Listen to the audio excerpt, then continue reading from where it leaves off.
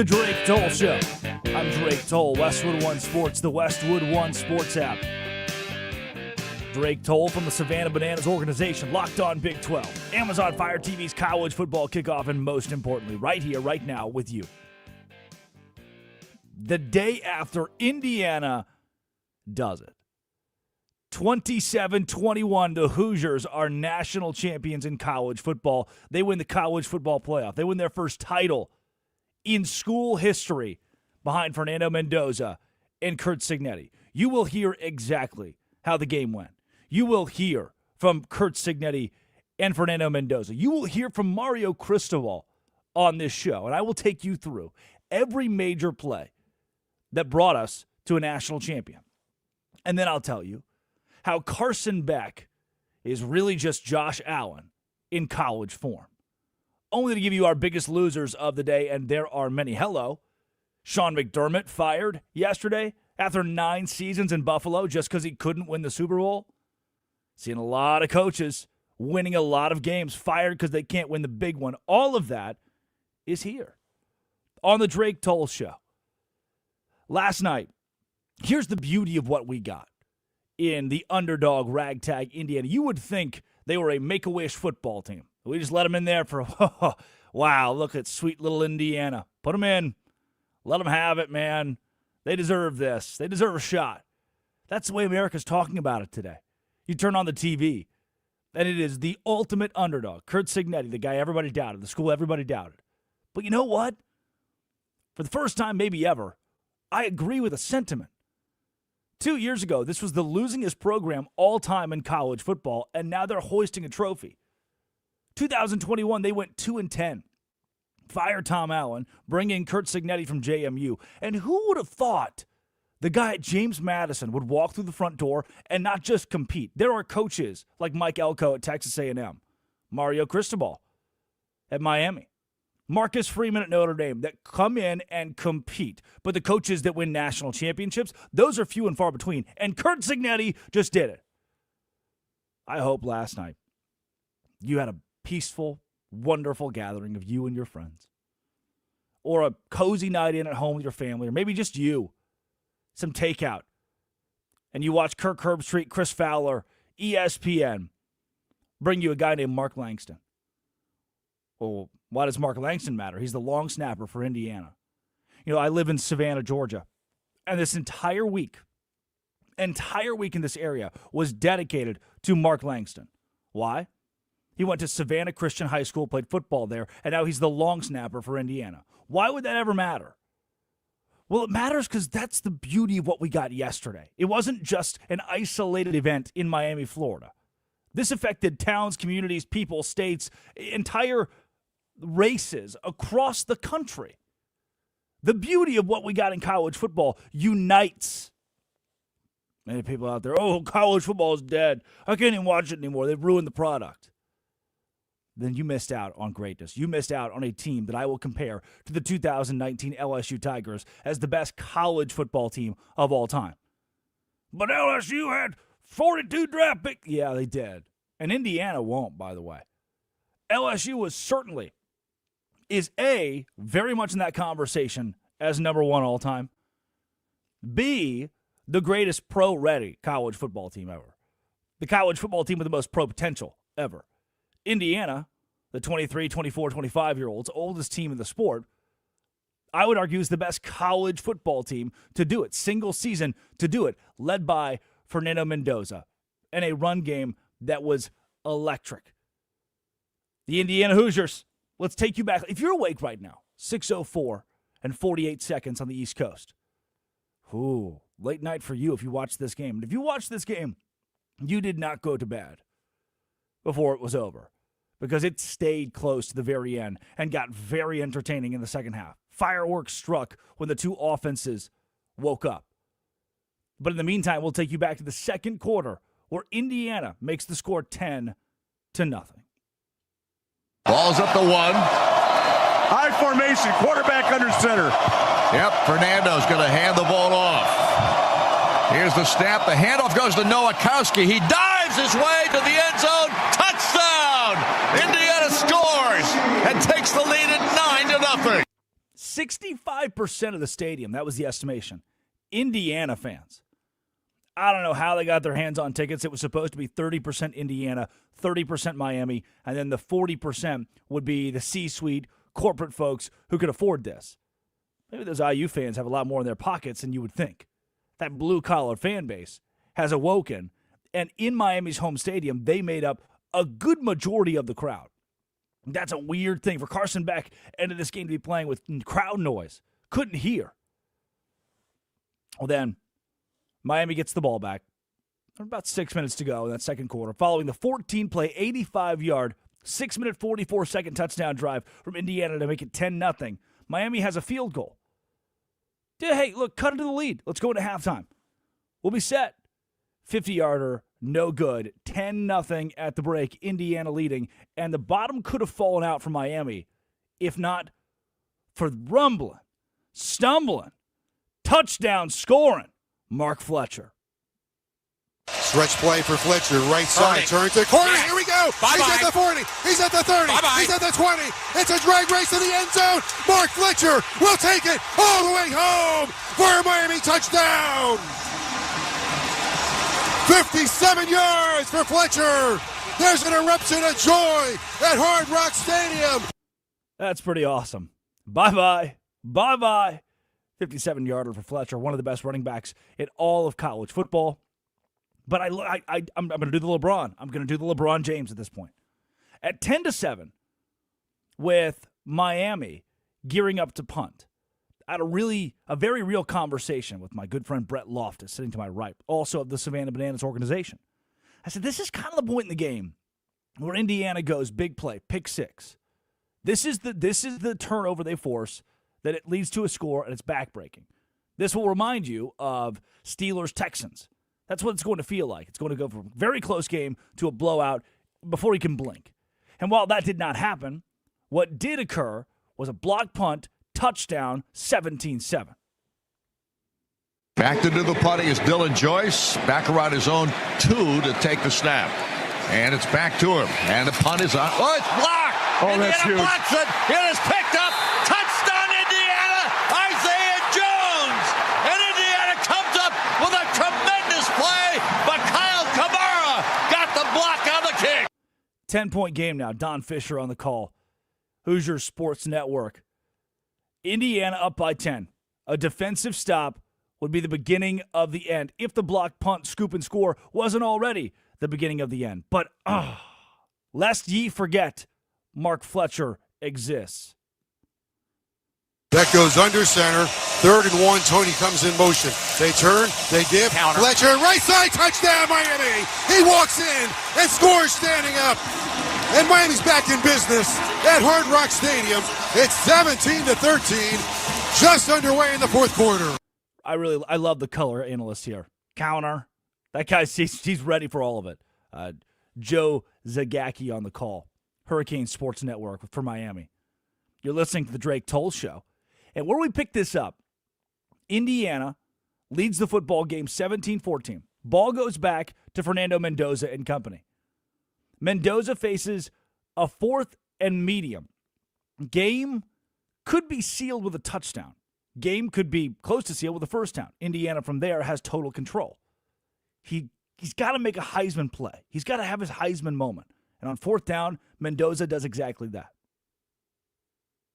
Mendoza ready to take the snap. He takes it. He looks. He throws the football. And No, he runs it, No, Don. he runs it. And he ties for the end zone. Does he get it in? Touchdown! Fernando Mendoza runs the football and scores. Whole place goes nuts. QB draw, design draw, 24-14. And I just told you that could be the backbreaker. It should be the backbreaker. That should be wraps. I think we're late enough into the fourth quarter that we're done. Miami's got plenty of time. No doubt they could come back and tie this thing up. But middle of the fourth, getting late, I'm not believing it. Not the way Miami has played. Not the way Indiana has played all season. But Malachi Tony, lest he forget, he also exists. Beck Inside handoff for Malachi Tony. Comes to the right side. He's at the 15. He's at the 10. Malachi's at the 5. He spins. He's into the end zone. Touchdown, Miami! Malachi Tony does 22 magical yards. And Miami is back in business here in the fourth quarter.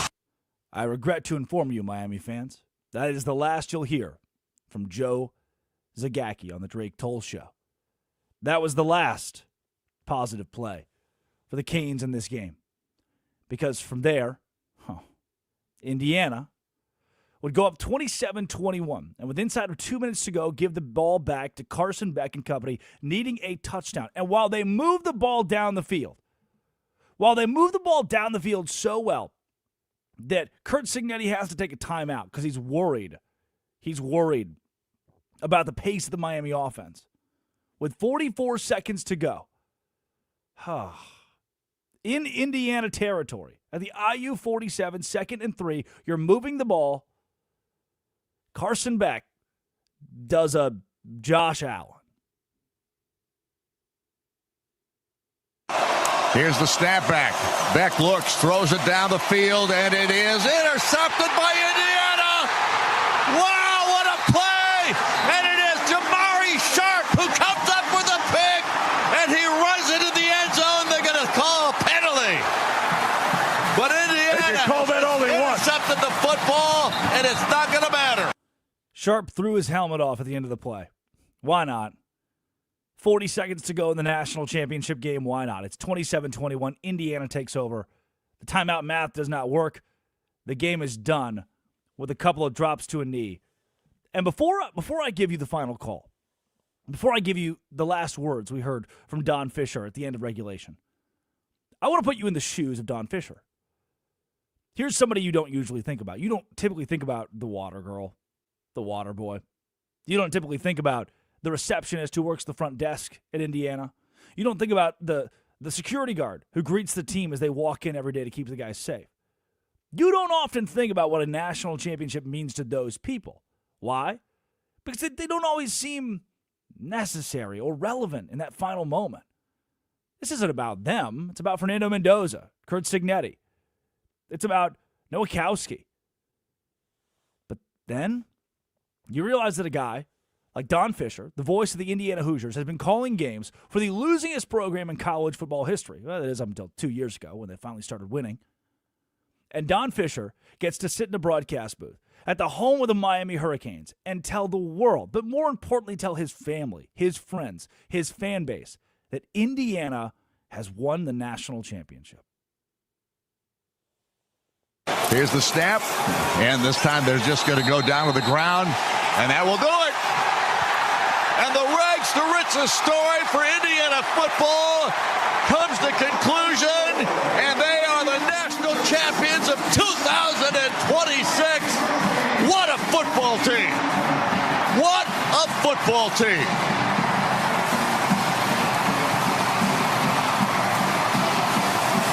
And this crowd goes crazy here tonight.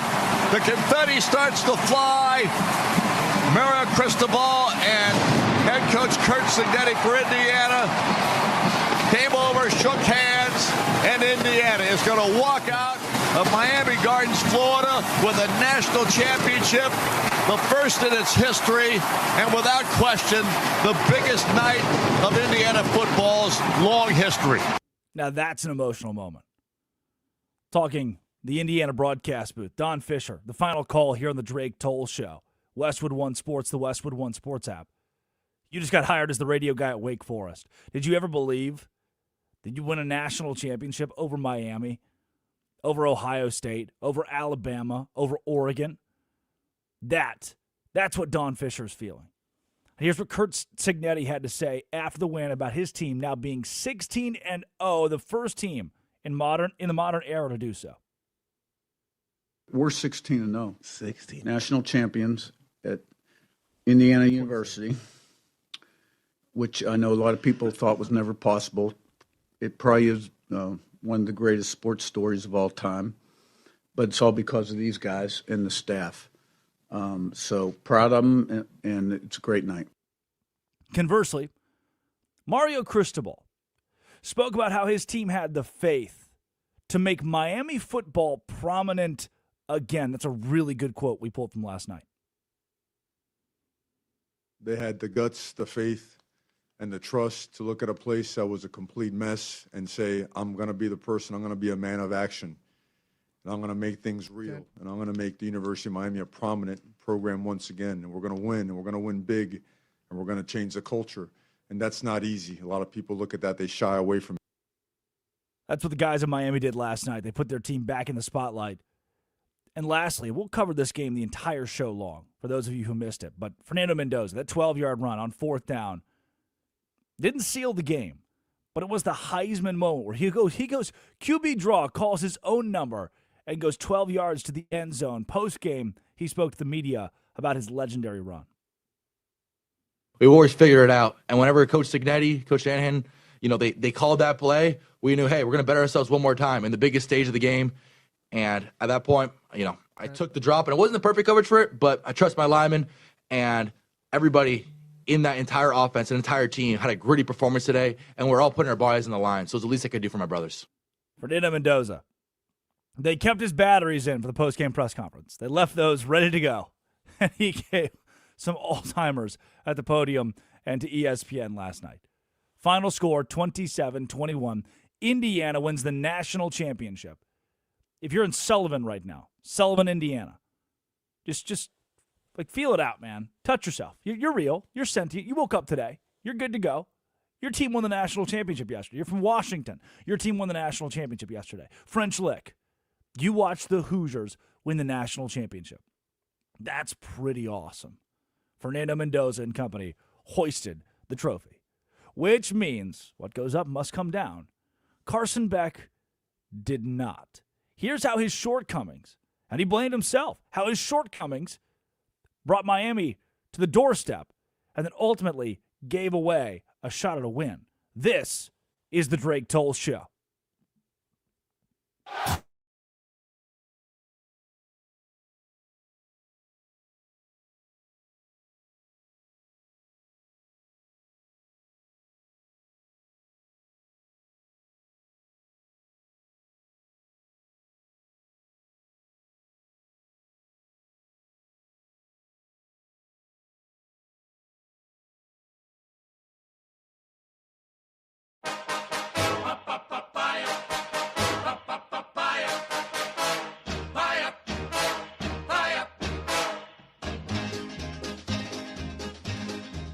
Don't let the stars get in your eyes. Don't let the moon break your heart.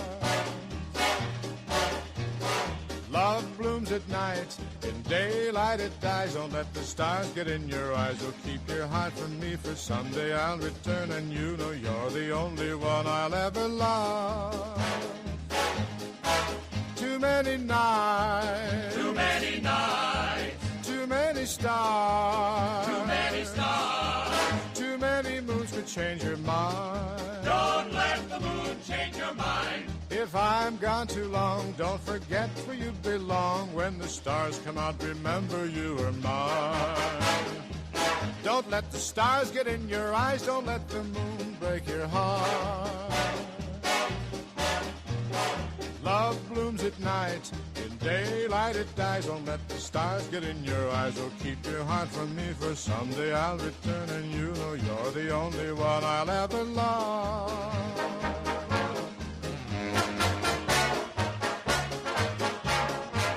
Don't let the stars get in your eyes. Don't let the moon break your heart.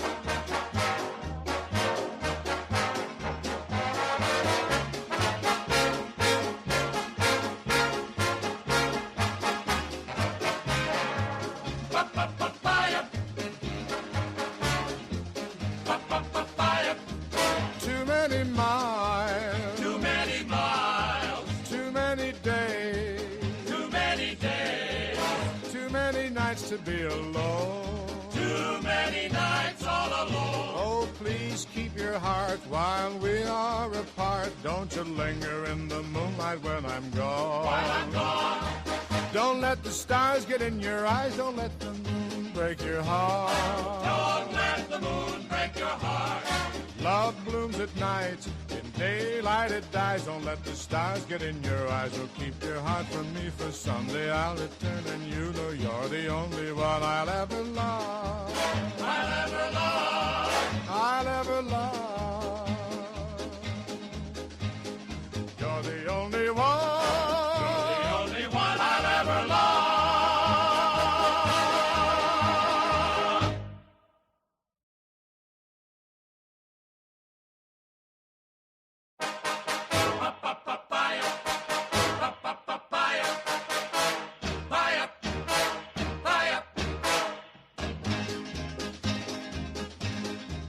Don't let the stars get in your eyes. Don't let the moon break your heart. Love blooms at night. In daylight it dies. Don't let the stars get in your eyes. Oh, keep your heart from me, for someday I'll return, and you know you're the only one I'll ever love. Too many nights. Too many nights. Too many stars. Too many stars. Too many moons could change your mind. Don't let the moon change your mind. If I'm gone too long, don't forget where you belong. When the stars come out, remember you are mine. Don't let the stars get in your eyes. Don't let the moon break your heart. Love blooms at night. In daylight it dies. Don't let the stars get in your eyes. Oh, keep your heart from me, for someday I'll return, and you know you're the only one I'll ever love.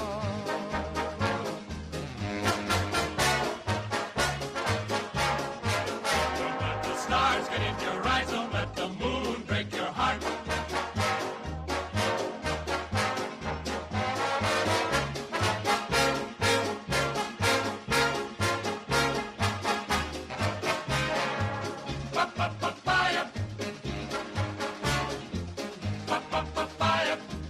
Too many miles.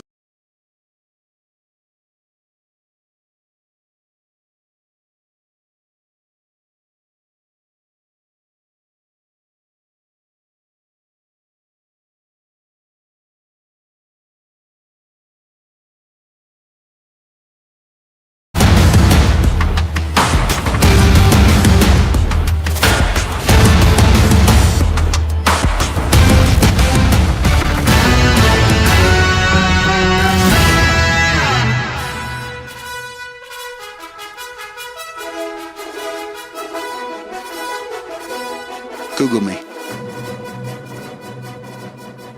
This is the first day in history where the Indiana Hoosiers have been national champions. You know, like Yale, Seminole College, Sewanee. I think pretty much all those schools have won a national championship somewhere along the way. They've woken up every day for 138 years being like, yeah, remember that one time we won the national championship? Indiana's never done that. I said it, and I was cooking at the time, by the way. I was right about this. I said 2 years ago, 3 years ago, there are 10 schools in this country, maybe 12. You're pushing it at 15 that can win national championships in college football. The guy who said that was me, Drake Toll, from The Drake Toll Show, and the Savannah Bananas organization, Locked On Big 12. And those 12 schools, LSU, Alabama, Auburn's kind of that 10th school. You're like, yeah, they've done it. They could do it again. I could see it again. Arkansas's not in there. Vanderbilt's not in there. Mississippi State's not in there. Arguably, you could say Ole Miss is not in there. The list is very small of teams that can win it all. Clemson, Florida State, Ohio State, and Michigan. Oregon, maybe. They haven't done it either. But Indiana just threw that entire thing out the window. They said, restart that. Bad take. Awful. I don't know if we're conceptualizing right now how hard it is to win in college football. If we look back to the last couple of seasons of national championship games, whether it was Michigan or Ohio State, how did Indiana sneak in there? And you're driving right now in your car, Germantown, Tennessee. You're listening to the radio in Rochester, New York, hanging out in Tucson, Arizona. It's early there. What are you doing up? Come on, Bob. What are you doing up? If you're going to work, you and me both. Let's do it together. And you're driving, you're thinking, man, is he being harsh on Indiana? Is he being mean? Keeps calling him the little guy. He keeps treating them like they're a Make-A-Wish football team. Hey, they were. They had the most losses of any football program all time. And they just won the national championship. That's crazy, man. Last night and in the last 24 hours, wild stuff. ESPN caught a lot of early flack for broadcast jazz. Mike's going in and out, stuff going in and out. It's like, oh, whoa, national championship, come on. There was an adult film star who's become a very popular Miami fan, which, man, if anything in the world makes sense here, adult film star Miami. Like, yeah, kind of nailed it there. Storylines write themselves. She's been following the Hurricanes fairly popularly on Twitter. I saw this from Barstool. Shocker, I know. She was at the game last night, and ESPN late in the fourth quarter panned the camera to her. It's like, come on. You guys know what you're doing. In other news, I got a ticket on December 26th in Itawamba County, Mississippi, for going 91 on a 70. I know, that's on me. Shouldn't do it. I forgot to pay it until today. I'm due in court at 9:30 in the morning. I'm 7 hours from Mississippi. It is 6:26:49 in the morning. There will be a warrant for my arrest very shortly, unless I figure out how to pay this thing online. Here we go again. Do you have any tips on how to pay it online? 310-840-4910. 310-840-4910. Drake Toll with you, Westwood One Sports and the Westwood One Sports app. Last night, Carson Beck shoulders the blame after interception seals Miami's loss. It did. Carson Beck pulled a Josh Allen. He went full-on Josh Allen mode in this game. Of what if, guys, I got us so close to winning, but then we didn't. 19 for 32. That's not great. 232 yards. That's not great. 1 touchdown, 1 interception. That's a definition of average. Fernando Mendoza, 16 for 27. That's not great. 186 yards. No touchdowns, no interceptions.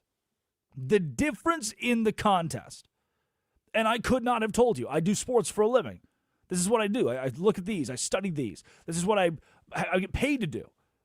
I could not have told you, deduced from what I was seeing on from efficiencies to the stat book, that last night would come down to which quarterback did not turn the ball over more.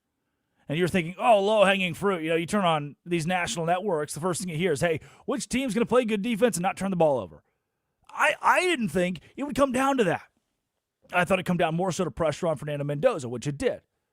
I thought it would come down to Miami's defensive front giving that pressure to Fernando Mendoza. I thought it would come down to whether or not Indiana could get pressure on Carson Beck, whether or not Indiana's secondary could contain a really good Miami receiving core and a really good Miami backfield. Fletcher, jet sweeps, screen passes, one of the best receiving running backs you can ask for. But it really wasn't all that. The deciding factor, the last thing, what tipped the needle in this game, turnovers. One of them, the Aussie punter for Miami, taking far too long with the ball in his hands, blocked, scooped up, in the end zone, touchdown Indiana.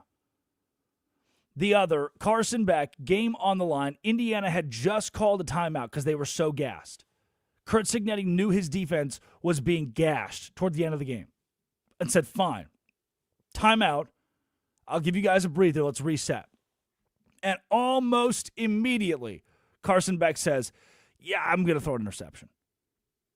It was immediately. It was the next play. Carson Beck said, here you go.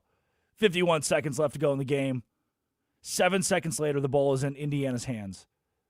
They knee it out, and it's over. Jamari Sharp was the guy who caught it, threw his helmet off in celebration. Awesome, man. What a moment for that guy. Getting to seal a game for his team. The kid that blocked the punt, scoop and score for Indiana.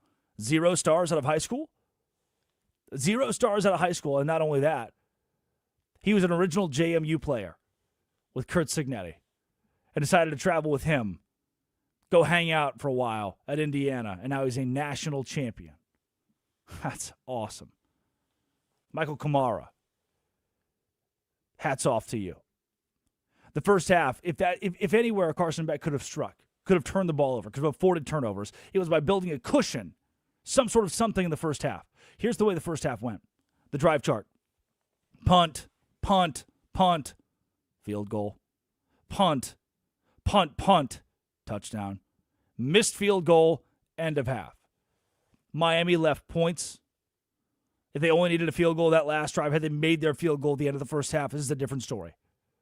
If the punt is not blocked, if Carson Beck does not throw the pick, it was not the minor mistakes that did it. It was the major mistakes from Miami. The team that did not make the major mistakes was going to win the national championship game. Have you heard that one before? It's how it went last night. I did not think it would come down to turnovers. I did not think either of these teams would turn the ball over at the rate they did. And when I say they, I mean Miami. They're the ones that turned the ball over. And they lost the national championship game 27-21. Drake Toll with you, the Drake Toll Show. Westwood One Sports, the Westwood One Sports app. That led to Curt Cignetti, Fernando Mendoza, holding the trophy. The number one play, ESPN's number one play in college football this year came from Fernando Mendoza, a 12-yard carry in this game on fourth down to score a touchdown. Gutsy play that ultimately gives Indiana the win. And post-game, Holly Rowe of ESPN caught up with Mendoza, the quarterback whose stat line I just gave you. It's not very good. His completion percentage, 16 for 27. That's not great. 186 yards. Not great. No touchdowns. That's crazy for a guy who's been throwing more touchdown passes than incompletions. That is crazy.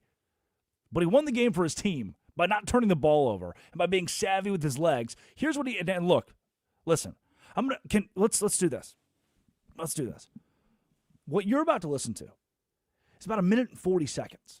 That's 1 minute and 40 seconds. I mean, it's enough time, right? You're about to listen, and what you're going to hear is Fernando Mendoza, the number one overall draft pick. You are a Las Vegas Raider. And I have to question if this is a real human being or someone that Tom Brady and the NFL made in the aggregate, coached up through the ranks, and then threw some batteries in him and gave him to Holly Rowe after the national championship. Fernando, take it away. Fourth quarter, you're leading by just 3 points, and coach decides to go for it on fourth down. What did he say to you in that huddle, and how did you execute it? That's one thing about our team. We're always going to put all on the line. And, I want to give all the glory and thanks to God there. My offensive lineman blocked perfectly, and we're able to execute the team towards a common goal, have the Indiana Hoosier synergy to score, and then give our team a chance to win the game. How did you get it in there, though? You had to go airborne, Fernando. I had to go airborne, and I'll die for my team. Whatever they need me to do, they need me to take, shots from the front and the back, whatever it is, I'm going to die for my team out there, and I know they're going to do the same for me. That's what makes us so close, and that's what makes this national championship so special. Show my cameraman right there your arm. You can't imagine the beating this young man did last night. I mean, shout out to Miami defense. You can see why their two edges are first-round picks. I mean, it was going to be a physical game. And, we had to play physical, and we did play physical. We elevated it, and it's victory so sweet for everybody, for the entire Hoosier Nation, but also, it's super sweet to myself. I was a two-star recruit coming out of high school. I got declined to walk on offer to the University of Miami. Full circle moment here, playing in Miami for all the friends and family. I can't thank Coach Cignetti enough, and Coach Whitmer, and Coach Anna for taking a chance on me, and just give all the glory to God. You've been a little boy sitting in these stands watching people play on this field. How do you describe walking out of here a national champion after all these years? There's no words. There's no words. This is the most special moment of my life, and I know my teammates either. There's no one else I'd rather do it with. Thank you, Fernando. Thank you, guys. God bless. It would be enough just when You hear him get choked up there at the end. That's incredible. It's an incredible 1:40 from Fernando Mendoza after the game with Holly Rowe. He is a Tim Robinson character. One of my favorite Tim Robinson sketches. He's hanging out with his coworker Raj, king of the slams. Sir, yes, sir. That's Fernando Mendoza. He's got some Tim Robinson, sir, yes, sir. But in the middle, I would die for my team. I would die for my men. They would die for me. Like, yeah, that's a football dude. That is a football guy. Went airborne, helped win it for the team, and even brought up one of the most humble players you could ask for in college football, but even brought up how he had no offer from Miami. He wanted a preferred walk-on. He was going to walk on at Miami. They wouldn't give him that. And now he's the quarterback in the national championship game who wins the title for his team over Miami in his hometown of Miami and will be the number 1 overall draft pick. He was created in a lab. Look, that's just a piece of it. Do you understand? From now breaking news, seeing it on ESPN, Robert Saleh and the Titans working to make a deal right now for him to be their next head coach, to Sean McDermott being fired, to whoever the Miami Dolphins hired, the guy who went 21-27 as the head coach of Boston College. All right, hey, whatever's normal, do the exact opposite. It is the tip of the iceberg, Miami and Indiana playing in the national championship last night. We even have playoff football in the NFL, the AFC, NFC championship games this weekend. It's the most wonderful time of the year. And when we come back, it's a pretty bad time of year, actually, for the biggest losers of the day. A lot of biggest losers of the day. But in the meantime, did I mention Kamara earlier? Block punt, scoop and score. He's our defensive player of the week in college football. Brought to you by Navy Federal Credit Union. Our members are the mission. Heck, give defensive unit of the week. The entire Miami defensive line, they were really good, but the entire Indiana defense. Navy Federal Credit Union. Our members are the mission. Up next, biggest losers of the day, including, of course, Joe Shane and Aaron Glenn. This is the Drake Toll Show.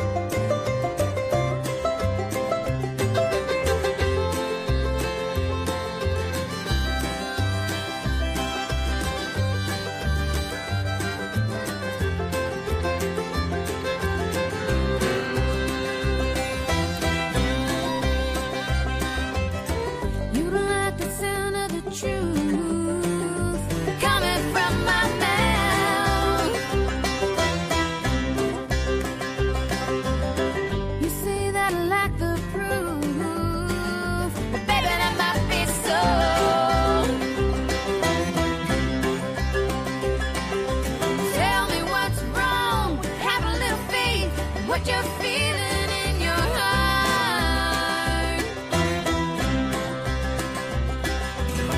Why must we be so afraid and always so far apart?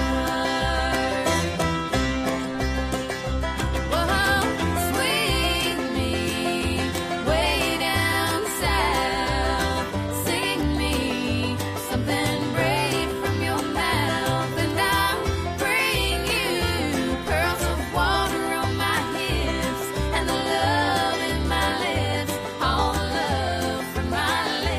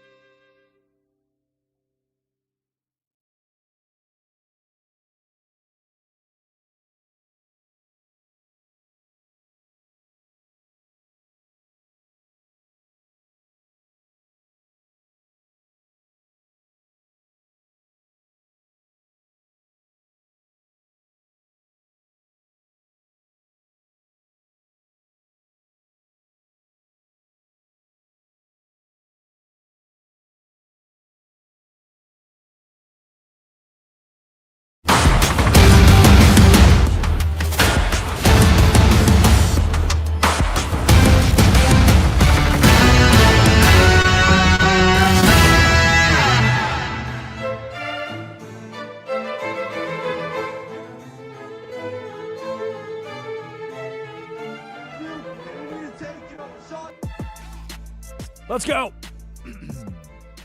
310-840-4910. 310-840-4910. Drake Toll, Westwood One Sports, the Westwood One Sports app.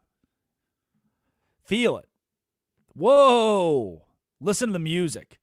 You're in Buffalo, New York, Canyonville, Oregon. You're in Tucson, Arizona, or Tomahawk, Wisconsin. You're eating your cereal. You're thinking, man, I didn't get to watch the national championship last night, but good thing I get to listen to the Drake Toll show, and they can break the whole thing down. That's exactly what we do. Addie Bates produces from Washington, D.C. Curtis Poindexter runs the board in Culver City, California. Addie, hello. Good morning. How are you? It's time for our Biggest Losers. You ready? Yeah. Biggest Losers, here we go. Biggest loser number one. Anyone who doesn't like banana ball. I showed up yesterday to day one of spring training. That's right, really early spring training for the Savannah Bananas. You're like, what the heck? They have spring training? Yes. And before you freak out, I showed up and Jackie Bradley Jr. was there. I'm like, why was Jackie Bradley Jr. there? Well, he plays in the organization because it's fun and people like it. The biggest losers are the dissenters, because yesterday it was real. I got to watch them take BP for us, as well as Tanner Allen, college baseball's National Player of the Year, now a banana baller. Pretty cool, man. If you hate it, I think you're just kind of hating things to hate things. Get on board. Biggest loser number two. Addie, have I ever told you about my friend named Brett Loftus? You have not. Okay. That's fine. We're just not, you and I aren't on that level like that yet. And I get that. It's fine. I'll tell you about him now, though. Last night, the guy that I work with, he does also broadcast for the Bananas, comes over to watch the national championship game. And he says the craziest thing that a human being has ever muttered on my couch. Addie, he said, you know, it's so weird. Fernando Mendoza's family is always in the ADA section. Like, what? Why would that be weird, Brett? Shouldn't he be idiot of the day? Yeah, he'll show up a few times here. I said, Brett, why would it be weird that they're always in the ADA section? He was like, oh, well, do you know what ADA is? And I was like, yes, Brett. He said, well, ADA it's supposed to be for those who are differently abled. I said, Brett, Fernando Mendoza's mother's in a wheelchair. He said, what? Addie, this man's gone his entire life without knowing that Fernando Mendoza's mom is in a wheelchair. And that's why he's been Just thinking that because they were the quarterback's parents, they got, I don't know, put them in the ADA section every game. Did he think that she's faking it? He did. Like Helen Keller? He muttered the words somewhere in there of, I think she's just doing this for attention. And I said, Brett. He didn't say that. For legal purposes, he did not say that. Allegedly. That definitely gets you on Biggest Loser, Idiot of the Day. The guy who, I told you my Bram Kohlhausen story. You have not. Okay, another Biggest Loser. I think I did. I don't know you at all. We'll revisit. We've never this. talked. You and I we're coming closer here. I'm at it, and if I have told this before, you'll hear it again because it's awesome. I'm at an event last week. Coach Patterson, Gary Patterson, Hall of Fame induction. It's this little get together at a restaurant. Bram Kohlhausen's there. Bram is like holding on to the bar. He's holding on to bar stools. Like he's struggling to stand up. Okay, you with me? You following? Yep, been there. So, a buddy of mine who doesn't know Bram is like, man, that guy's super drunk. Like he's stumbling around. He's really, really drunk. I had to say, Brady, you know it's Bram Kohlhausen. He's like, I don't care who he is. He's drunk. Brady.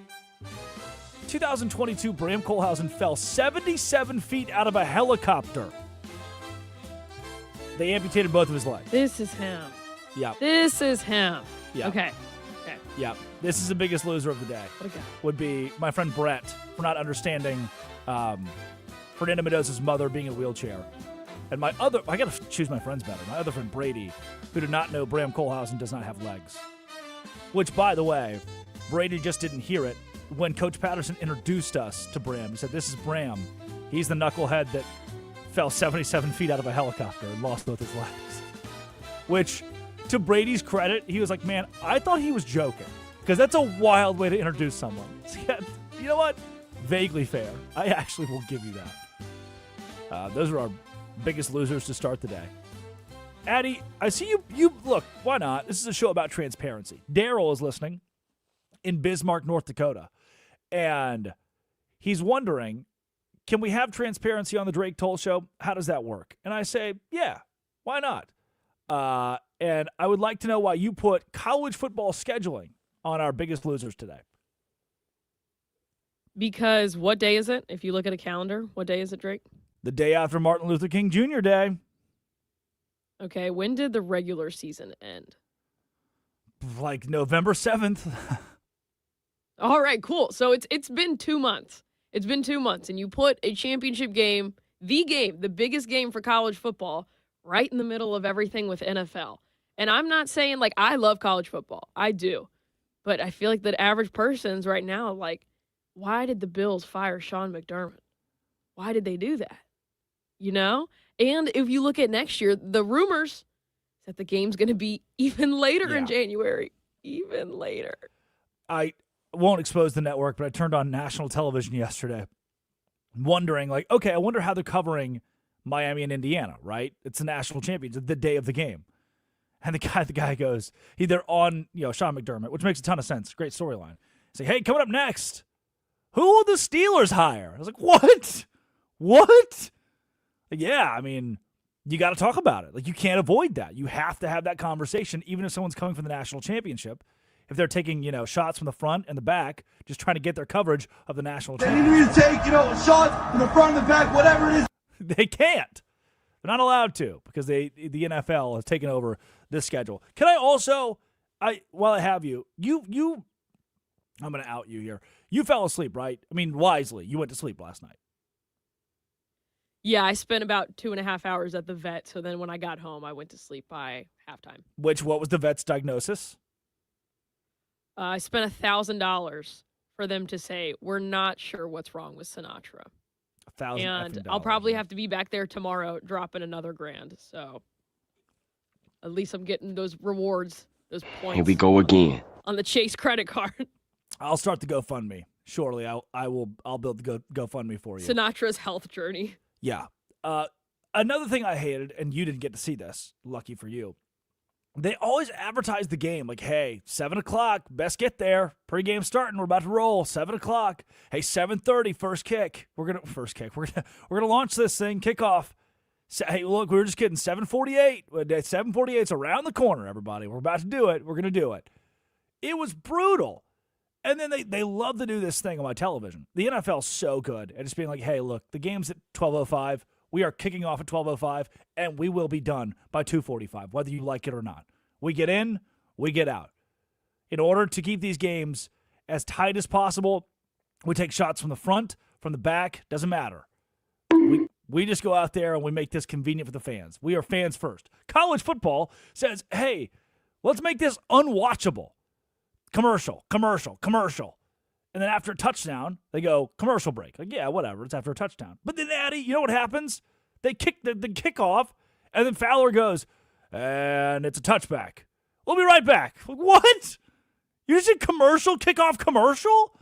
Who does that? What kind of television terrorism is this? That we're going commercial. Yes? I'm definitely the person, if it says that the game is going to start kickoff 7:30, that's when I expect it to be kickoff 7:30. I'm like a dog when it's time to be fed. Like, if it's 8 o'clock at night, no, I'm ready. No, you're feeding me at 8, okay? Kickoff at 7:30. It started way later. That's the other problem. I'm like, great, this game's going till like midnight. Call me old, whatever. But when you have to be up at 4 in the morning, I'm like, good Lord. And there were a lot of commercials. It went until midnight. I did see that. Luckily, I have a bougie Hatch alarm clock. I ever told you about this? Okay, no. I have a Hatch. It's your circadian rhythm. I don't know what it means. My mom told me to get it. She said, hey, since you have to wake up early now, you should get a Hatch alarm clock. It's like, okay, what about the ones that go beep, beep, beep? Because, Addy, you know what happens to your phone if it just does that weird auto-update thing that it does once every 6 months? What? Your alarms don't go off. You lose your alarms. I've never had that happen. What? You've never got a single one? Curtis, get your ass in here. Curtis, have you ever once had an alarm not go off because your iPhone messed up? No, I haven't actually. What the heck? I've heard that problem. This is user error. How much you paying for your iPhones? What kind of special brand do you have? Mine goes out at least like once every 6 months. I'm still using an 11. Yeah, maybe I you think have I the have a trusty 16. models.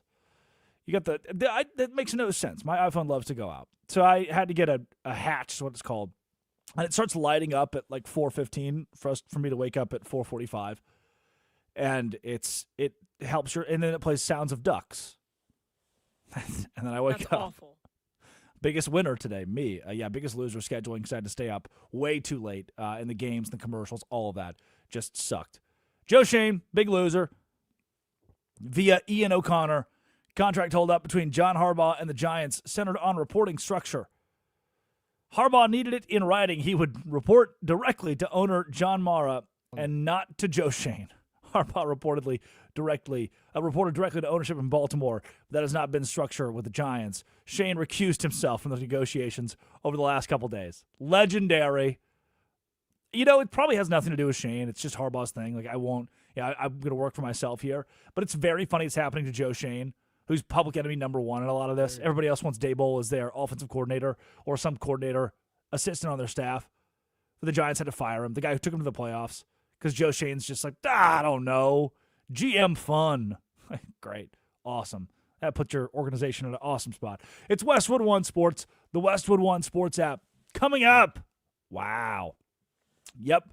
Obituaries. Sponsored by Progressive Commercial Insurance. Protect small businesses with affordable coverage options. Quote today, progressivecommercial.com. Progressivecommercial.com on the Drake Toll Show. This is West.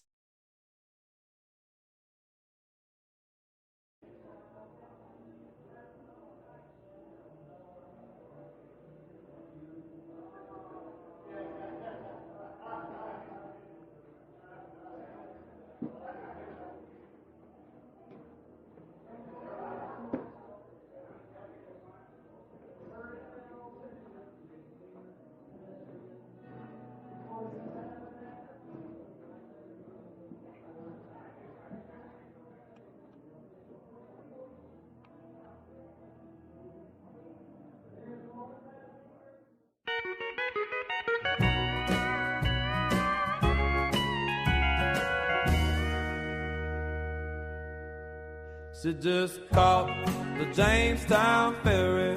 It's not a hot day, January, like she said it'd be if she ever left me. A case of gone was all she carried as she got on the Jamestown ferry. And she said that gone was all he'd ever be. I didn't think that she'd leave me after saying how much she need me. But the fact still remains, I'm sitting there all alone, missing the loving of my baby. Lord, it's about to drive me crazy. She was the sweetest piece of ever I've ever known. She just caught the Jamestown ferry. It's not a hot day, January, like she said it'd be if she ever left me. A case of gone was all she carried as she got on the Jamestown ferry. And she said that gone was all she'd ever be.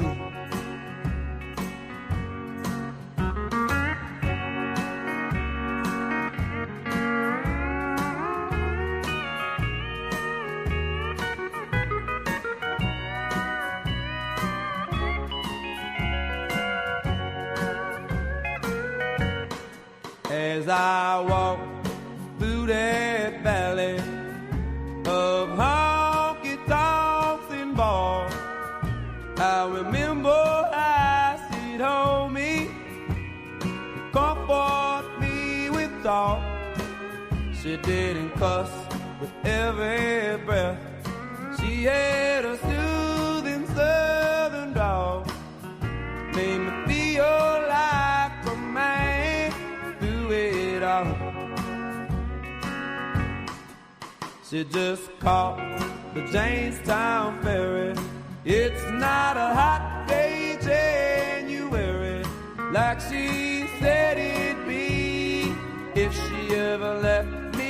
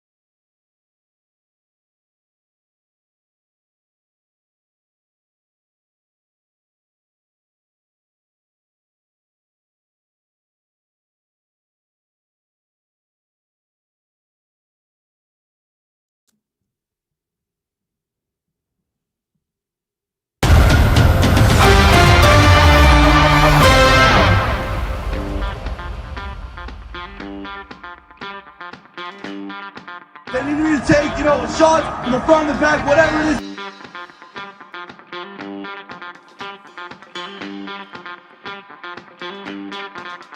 South of Waco, at a place called Papa Joe's, I heard him say so. About a man named Billy Joe got in a tango. Fella pulled a knife, Billy pulled a gun. And the kind of outlaw he is, Billy asked him, where do you want it? Hey! Partner, where do you want the pain? Hell, I'm a song. Drake Toll. The Drake Toll Show. Whitey Morgan bringing you back, 7 o'clock hour on the East Coast. You could be staring right now at the Empire State Building, Chrysler Building, walking to work. Getting your first experience of the song, Where Do You Want It? Addie, you ever heard that classic? Yes, I have. Whitey Morgan, the 78s. The story is that Billy Joe Shaver, it's a real story. Billy Joe Shaver, like 2007, he's in Lorena, Texas, just south of Waco. And some dude keeps mouthing him and then pulls a knife out. He's like holding the knife out, waving it at Billy Joe. Now, Billy Joe is this like Texas music legend. A red dirt, salt of the earth, Waco guy. Dude pulls a knife on him. Billy Joe's like, dang, man. All right, fine. Whips out his gun, says, where do you want it? Wherever you want it. Wherever you want it. I'll do it. Where do you want the pain? Shot him in the face. Which is crazy, by the way. Guy survived. Don't pull a knife on Billy Joe Shaver. Dead or alive, Addie, Billy Joe Shaver? Is he dead? Yeah, I think he's dead. I'm pretty sure he's dead. Like 2022, maybe. Yep. R.I.P. in peace. Good run, though. Good run for Billy Joe. Ah, yes. Gun violence, 7 a.m. Hello, everyone. Drake Toll, the Drake Toll Show. Westwood One Sports, the Westwood One Sports app. You can call and report me to my boss, 310-840-4910. 310-840-4910. Google me. Westwood One Sports, the Westwood One Sports app. It's a good day. 27-21 final score. Indiana over Miami in the national championship. Sean McDermott, fired by the Bills, 98-50 record in 9 seasons. Made the playoffs in 8 of those campaigns. 8-8 overall. Couldn't ever get to the Super Bowl, huh? That was the big problem. They wanted to win the big one. They couldn't win the big one. 310-840-4910. You can call and give your thoughts today on the Drake Toll Show. Uh-oh. It's time for our obituaries. Obituary number 1. Mike McDaniel to the Lions. Report from JPA Football. Although Dan Campbell liked Mike McDaniel very much, the Lions didn't view Mike McDaniel as quite the right fit, per Jeff Darlington. They instead went with Drew Petzing? They did what? Gene Parmesan? You had the opportunity to get an offensive genius like Mike McDaniel. And then he walked in your office and he said, oh, he's too nerdy. He's too weird. I'm just not sure if it's going to work out here. It's not a great fit. A little too spastic. So let's go with the, hold on, it's in my notes here. Oh, Arizona Cardinals offensive coordinator. I would love to know how they're justifying this morning in Detroit. Because they want to win now. The whole we lose football games all the time, that joke, that shtick, it's done. It's over. They're trying to win now. Drew Petzing, the Arizona Cardinals offensive coordinator. Like, it's crazy to say out loud. It's almost like hiring the deposed coach of the Boston College Eagles as your head coach. Yikes. Here we go. Obituary number 2. Oh. The Super Bowl next year is on Valentine's Day. We say goodbye to love. Love is dead. Relationships are dead. I will be exercising my right as a free American, as a human being with autonomy, sentience. I'm real. I'm alive. I can touch myself here. My hands, they move. I'm good to go. I can and will be watching the Super Bowl in 2027. Relationships be damned, but also plan accordingly now. What is the best way to get... I work on Valentine's Day most years. I think this year I'm going to cruise during Valentine's Day for the Savannah Bananas. I don't know what the best way getting out of Valentine's Day would be. Funeral is up there. If you could, get really creative. But then again, who wants to have their funeral like the night of Valentine's Day? Well, they don't get to decide, do they? Because they're not with us anymore. Oh. We'll map that out. How to get you out of your Valentine's Day plans. We have a year to do it. 2027 Super Bowl Valentine's Day. Bad. Not good scheduling. Say goodbye. We obit. That's a verb.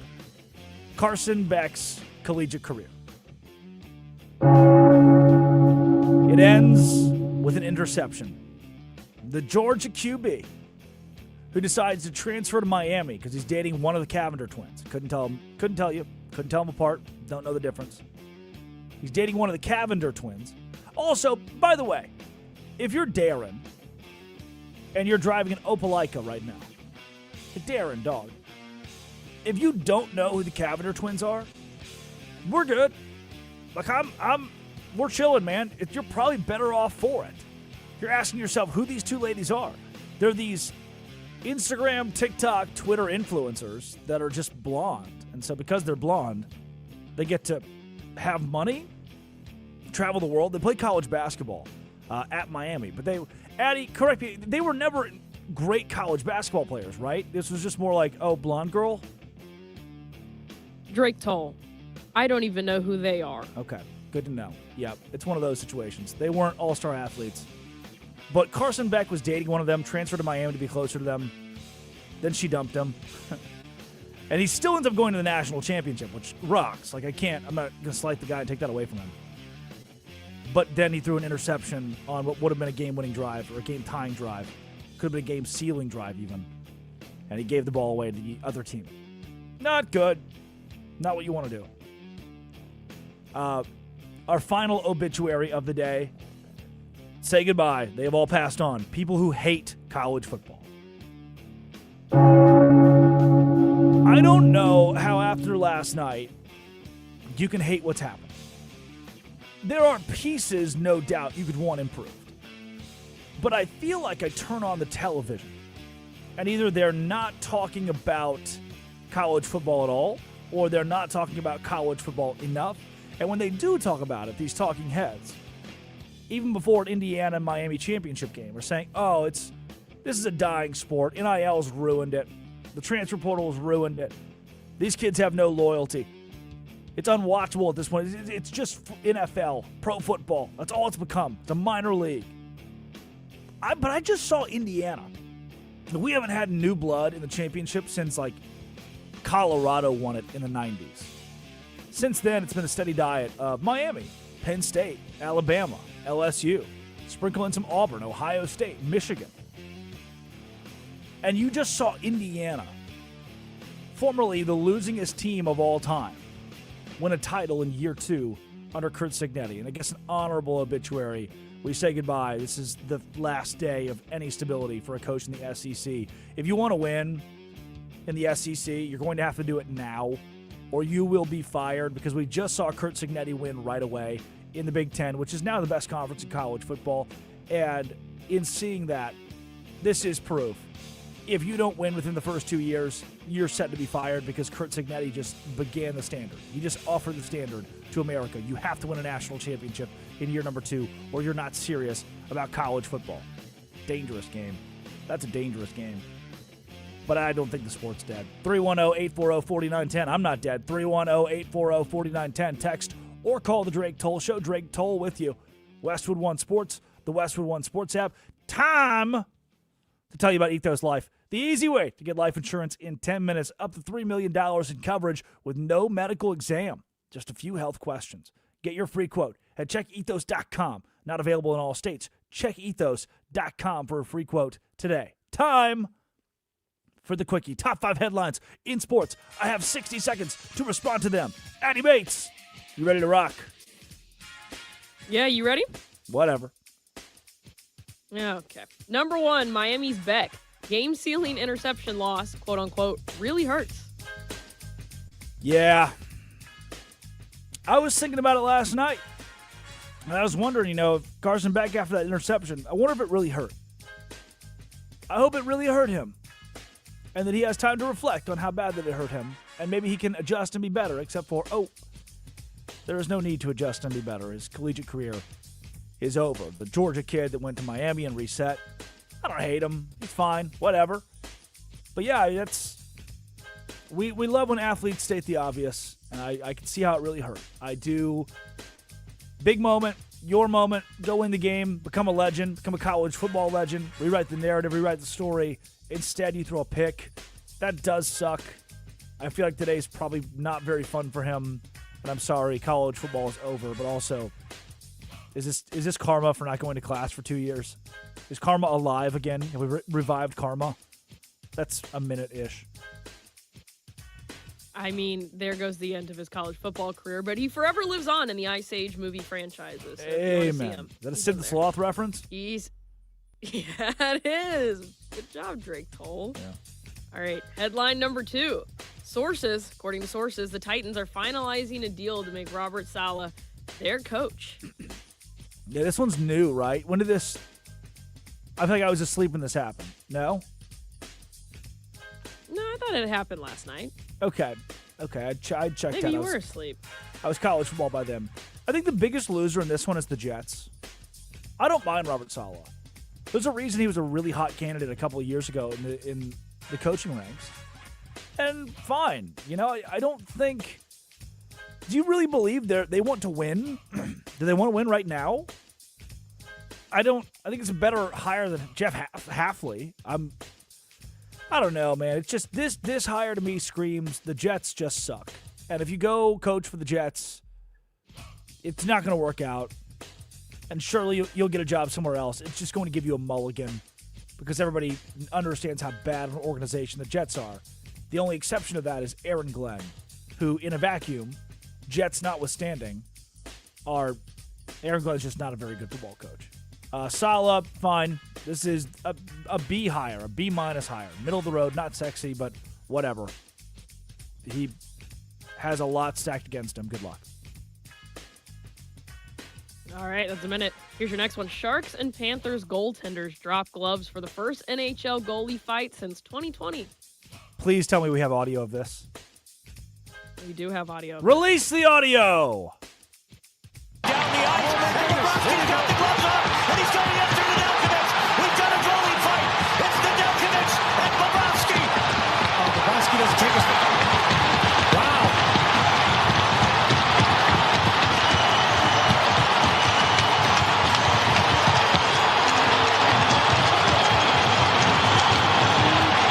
And the Delkovich ends up taking down Bobrovsky with the tackle. I'm not sure a whole lot of punches landed, but you don't see that every day. Electric. It's why hockey is the best sport to watch live. I know.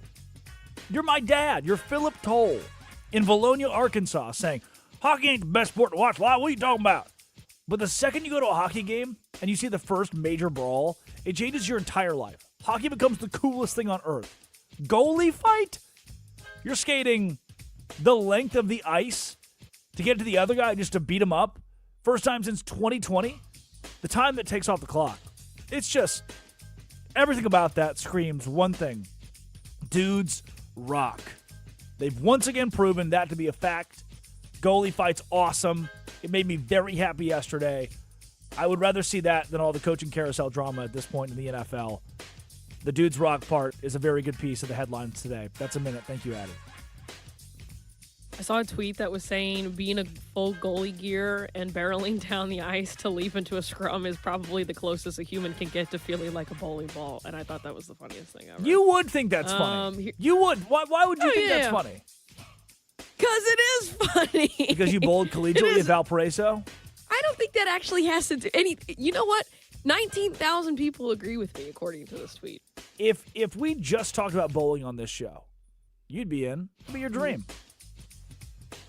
I've actually done that. Whenever I produced a Saturday show, we'd call it Bates's Bowling Corner because bowling would air on Saturdays and Sundays. Wow. So in the off season when there's nothing to talk about, I'll give you some good bowling bets, okay? There's always something to talk about. The World Cup is this summer. Gosh. Read a headline. Yeah. All right, Drake Toll. Here's your next one. Sources. Warriors' Jimmy Butler tears his ACL, and it is season ending. Yeah, I saw that. They're on a 4-game win streak, too. It finally started to make sense a little bit. Like, hey, the Warriors, can they put it all together? Can they salvage what little they have left of this old core to win again? The answer is no. It has been nice to see Butler operate in Golden State without being the number one most insufferable piece of the franchise. The spotlight's been off of him. Like, the drama surrounding Jimmy Butler has not been intense during his time there. So it sucks. It sucks to see him tear his ACL. He's old enough that you question whether or not he'll be the same. And now you question whether or not the Warriors will be contenders down the stretch. I don't know if they will be. But we played the Raptors, the Mavs, the Wolves. The Wolves again coming up, and that's not a very easy stretch. So kind of your make-or-break, feel-it-out situation starting tonight at 10 when they host the Raptors. It's a minute. Here's your final headline. The Dolphins hire Packers defensive coordinator Jeff Hafley as their head coach. Hattie, why did they do this? Why do the Dolphins do anything, okay? Why did they start Tua as long as they did? Why did they hire Jeff Hafley? It's just a fraud of an organization. Surely Jeff Hafley's a nice guy. I'm not doubting that. I bet he's a very kind human being. But the whole coaching thing is not really at Boston College. 6-5, 6-6, 3-9, 7-6, and that's the only context we have of him being a head coach. Like, what has he done aside from allow 1 million points to Chicago in the postseason this year to rally and win in one of the most improbable comebacks in NFL postseason history? What else has he done of note that is successful? I'm not seeing much here. He's just a nice guy. He's a good dude. And for that, he gets to be an NFL head coach. Man, I'd take that. That's the Quickie. Top 5 headlines, 60 seconds apiece. All right here on the Drake Toll Show. I'm Drake Toll, Westwood One Sports, the Westwood One Sports app. Phone line is open. You can call 310-840-4910. 310-840-4910. On the other side, the Bills fired Sean McDermott after 9 seasons because he couldn't win the ring, but they got the wrong guy in this one. Officer, let him go. This is the Drake Toll Show. Imagine a sports platform.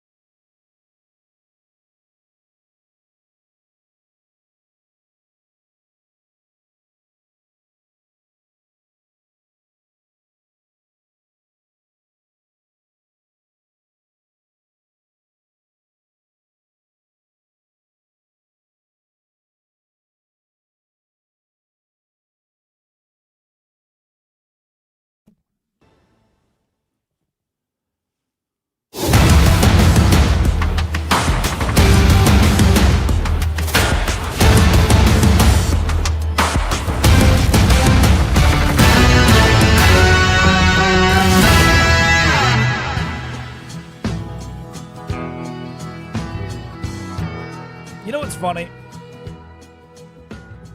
Coaches, players, people.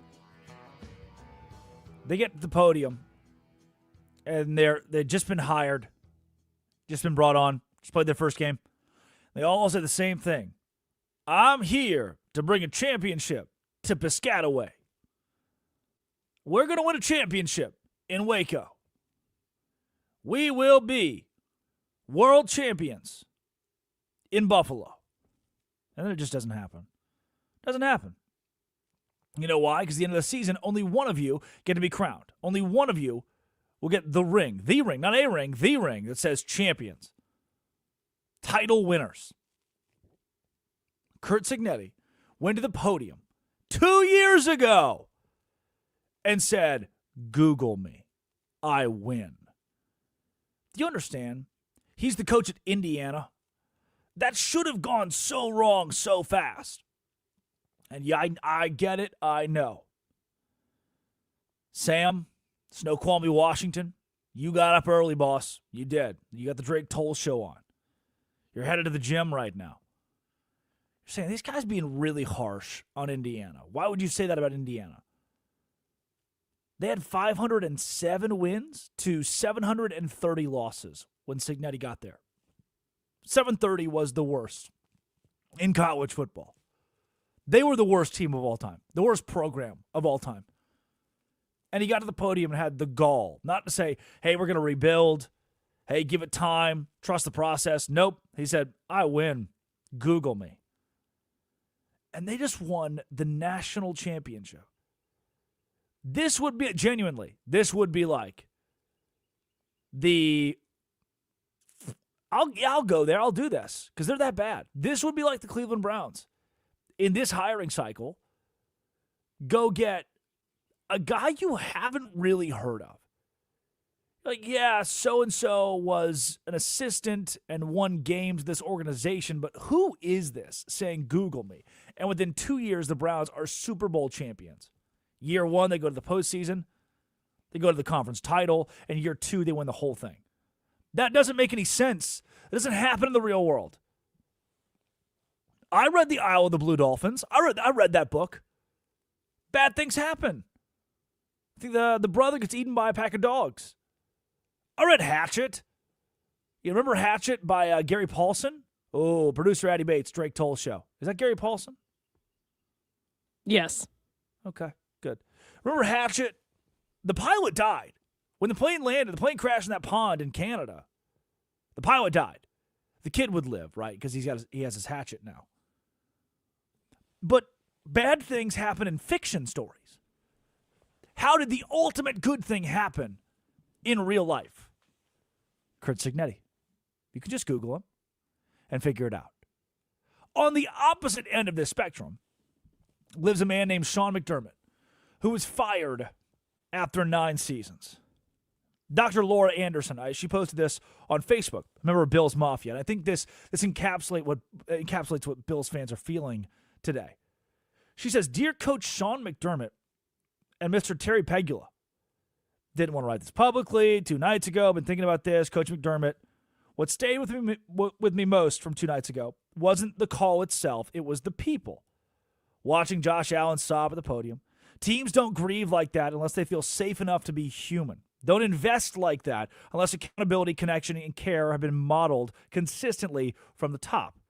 That culture does not happen by accident. She writes to McDermott, what you built here mattered. It mattered to the players, to the fans, to the city. Now, Mr. Pegula. Buffalo has seen this pattern before. We're watching its reversal in real time. Lindy Ruff did not choose to leave the Sabres. He was fired in 2013 despite being the winningest coach in franchise history. He's now their coach again, rebuilding cohesion. She says the timing matters. It underscores what Buffalo is actively relearning on the hockey side. Culture, institutional memory, leadership, continuity are not sentimental luxuries. They are performance assets, yet today, the Bills chose to remove the most visible leader. The guy who's 98-50, 8-8 in the postseason. Says the decision also landed amid a broader wave of coaching firings across the league, amplifying the sense that speed and optics were prioritized over reflection and coherence. I'll leave you with this from Dr. Laura Anderson's post here on the Drake Toll Show. What troubles me most, what I was already writing about the night before, how often appearance is mistaken for accountability, how decisive gestures are confused with meaningful change, how leaders who allow humanity to be visible are treated as expendable when outcomes disappoint. That's good right there. Preach. Sean McDermott was fired on Monday by the Buffalo Bills. He is no longer the head coach of the Buffalo Bills. And maybe Dr. Anderson's writings on Facebook don't match what you feel as a Bills fan. But I think they got the wrong guy. Officer, you arrested Sean McDermott, but you were looking for Josh Allen. You were trying to get Josh Allen. And instead, you picked the guy who has won in Buffalo, despite no one else being able to win in Buffalo for a good bit now. Here's what ESPN had to say about the Bills firing Sean McDermott.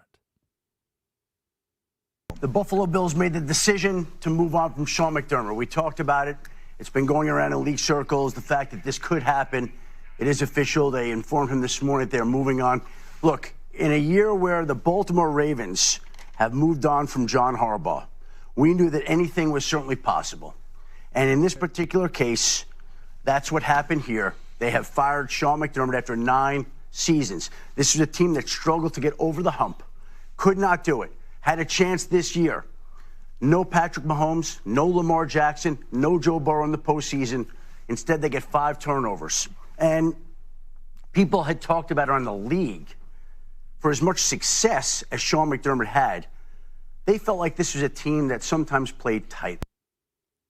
I don't understand. Credit to ESPN for the audio. I don't understand why you have a quarterback who has turned the ball over more since 2018 than anyone else in the National Football League. But Sean McDermott's fired. A quarterback who cannot get the job done in the postseason.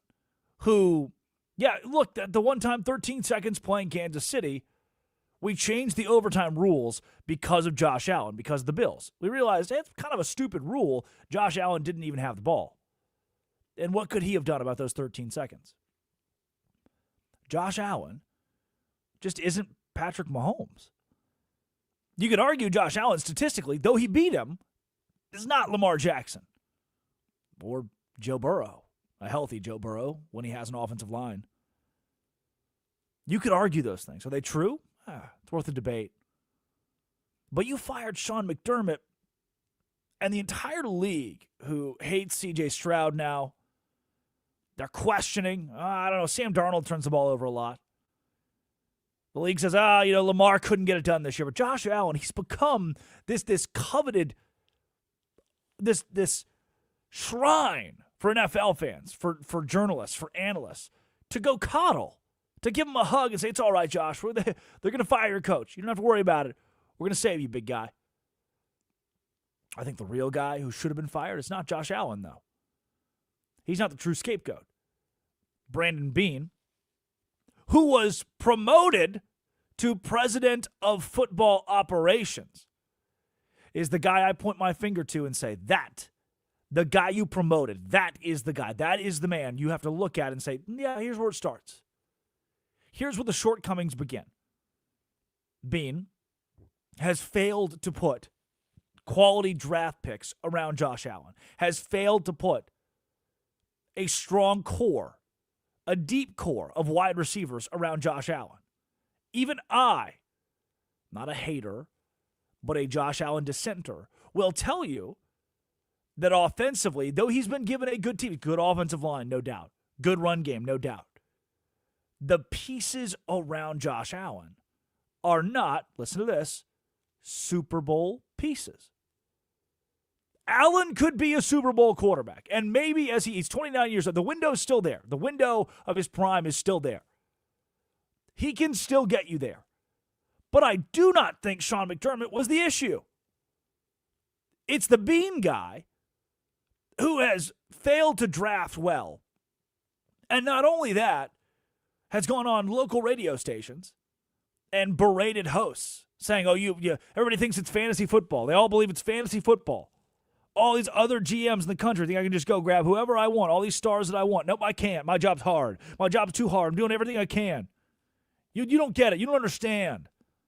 Heck, I would love to try to understand it for the payday that you get. I would love to do some research and try my hand at the job Brandon Beane gets to do. I don't believe it's fantasy football. I agree with him on that.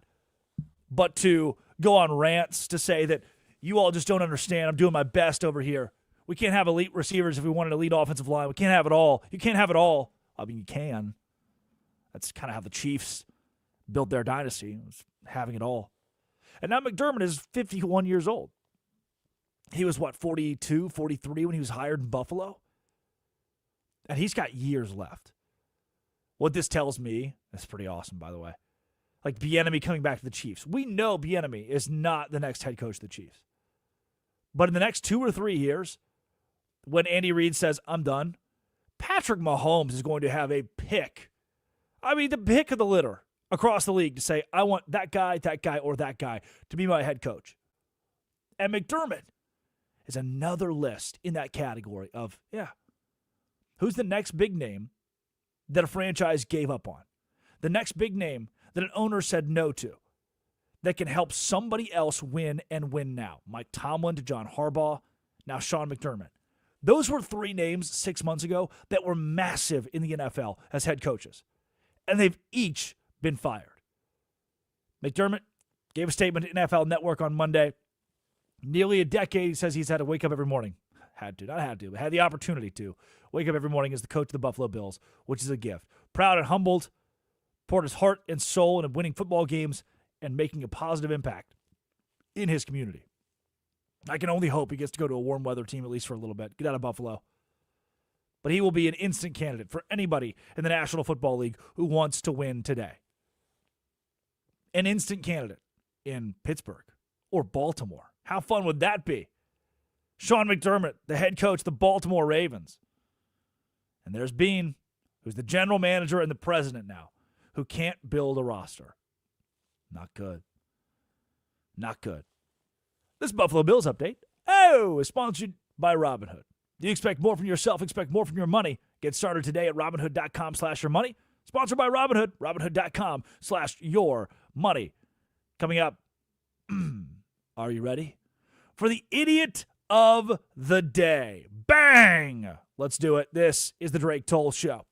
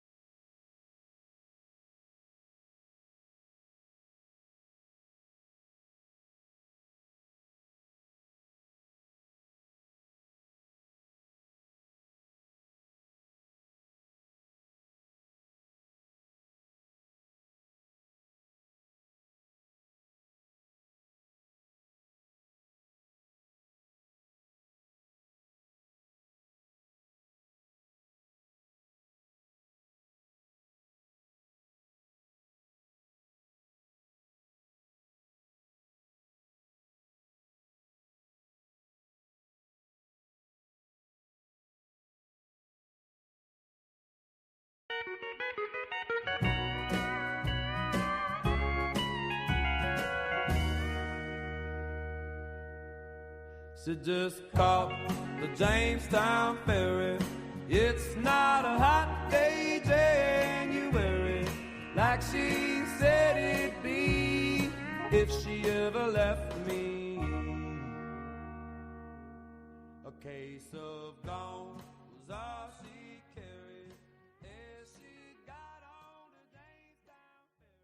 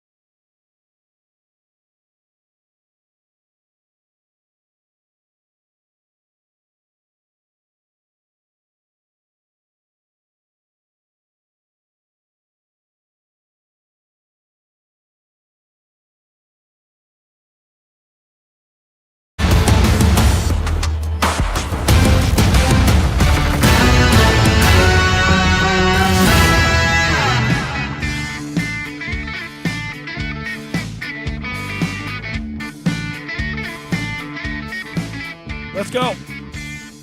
Drake Toll with you, The Drake Toll Show. Addie Bates produces in Washington, D.C. Curtis Poindexter runs the board in Culver City, California.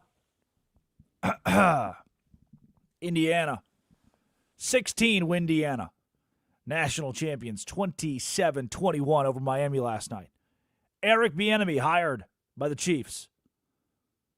The Miami Dolphins have a new head coach, as do the Tennessee Titans. Robert Saleh. That's a fun one. But past all that, Addie, you want to know something crazy? Sure, why not? Okay. When I was a senior in high school, I was in this like teen court thing. You ever heard of teen court? Do you have this? Where are you from? No. Okay. Teen court, I think this is where the story originates. Teen court, we would get to be like prosecutors and defense attorneys. Yep, that's the word. For youths in the community. So like let's say a kid brandished a knife at a Kroger with his friends. Instead mock of trials? No, they weren't mock, they were real. So what would happen is kid brandishes his knife at Kroger, and the judge would, he would give the parents a waiver. They would sign away their right to a real trial, and they would go to teen court. And it would be like me as the prosecuting attorney versus Giovanni Smith as the defense attorney. And Giovanni has Darren and he's trying to make sure that we give him a minimal sentence. Now, the sentencing was, and this is how they got away with it. Like, this kid's 11 years old. The sentencing would be, hey, we want Darren to go to the YMCA every day after school until 5. Work at court mandate. He goes to YMCA until 5. He goes to boxing lessons from 6 to 7. Like, we'll 6, 7. We'll cover those. And then he'll, do 100 hours community service for brandishing a knife at Kroger. Keep stuff off of his record, and gets him into positive youth programs. Gives us all an opportunity to see what a courtroom kind of looks like at a base level. You following? Mm-hmm. Cool program. It was nice. Conway, Arkansas. Well, there's a girl in there. And I was like, oh, she's cute. Take her on a date. Of course you did. So we go to El Rancho, right? It's the restaurant in Valonia. It's the only one. Sit down at El Rancho in Valonia. And we get there. We're probably 15 minutes in. Normal. 2 seniors in high school. And she goes, oh, my God. I was like, what? She said, that's my boyfriend. I said, what? He had arrived. I did not know that she was, harboring that. He had arrived in his pickup truck, and I was not ready to encounter this. I was not in the mood to knock down, drag out, be on the front page of the Valonia Eagle newspaper the next day. So and I don't regret this move at all, stood up from the table, went to the bathroom. It's one of those single-stall bathrooms at El Rancho, and just locked the door. I called Jaden Lazuski, very close friend who lived like a mile down the road. Said, hey, dog, I need you to pick me up at El Rancho right now. Don't ask questions. I'll explain in the car. He was there within like 7 or 8 minutes, and I stealthily snuck out of the bathroom, out of the back of the place, into Jaden's car. I was like, drive.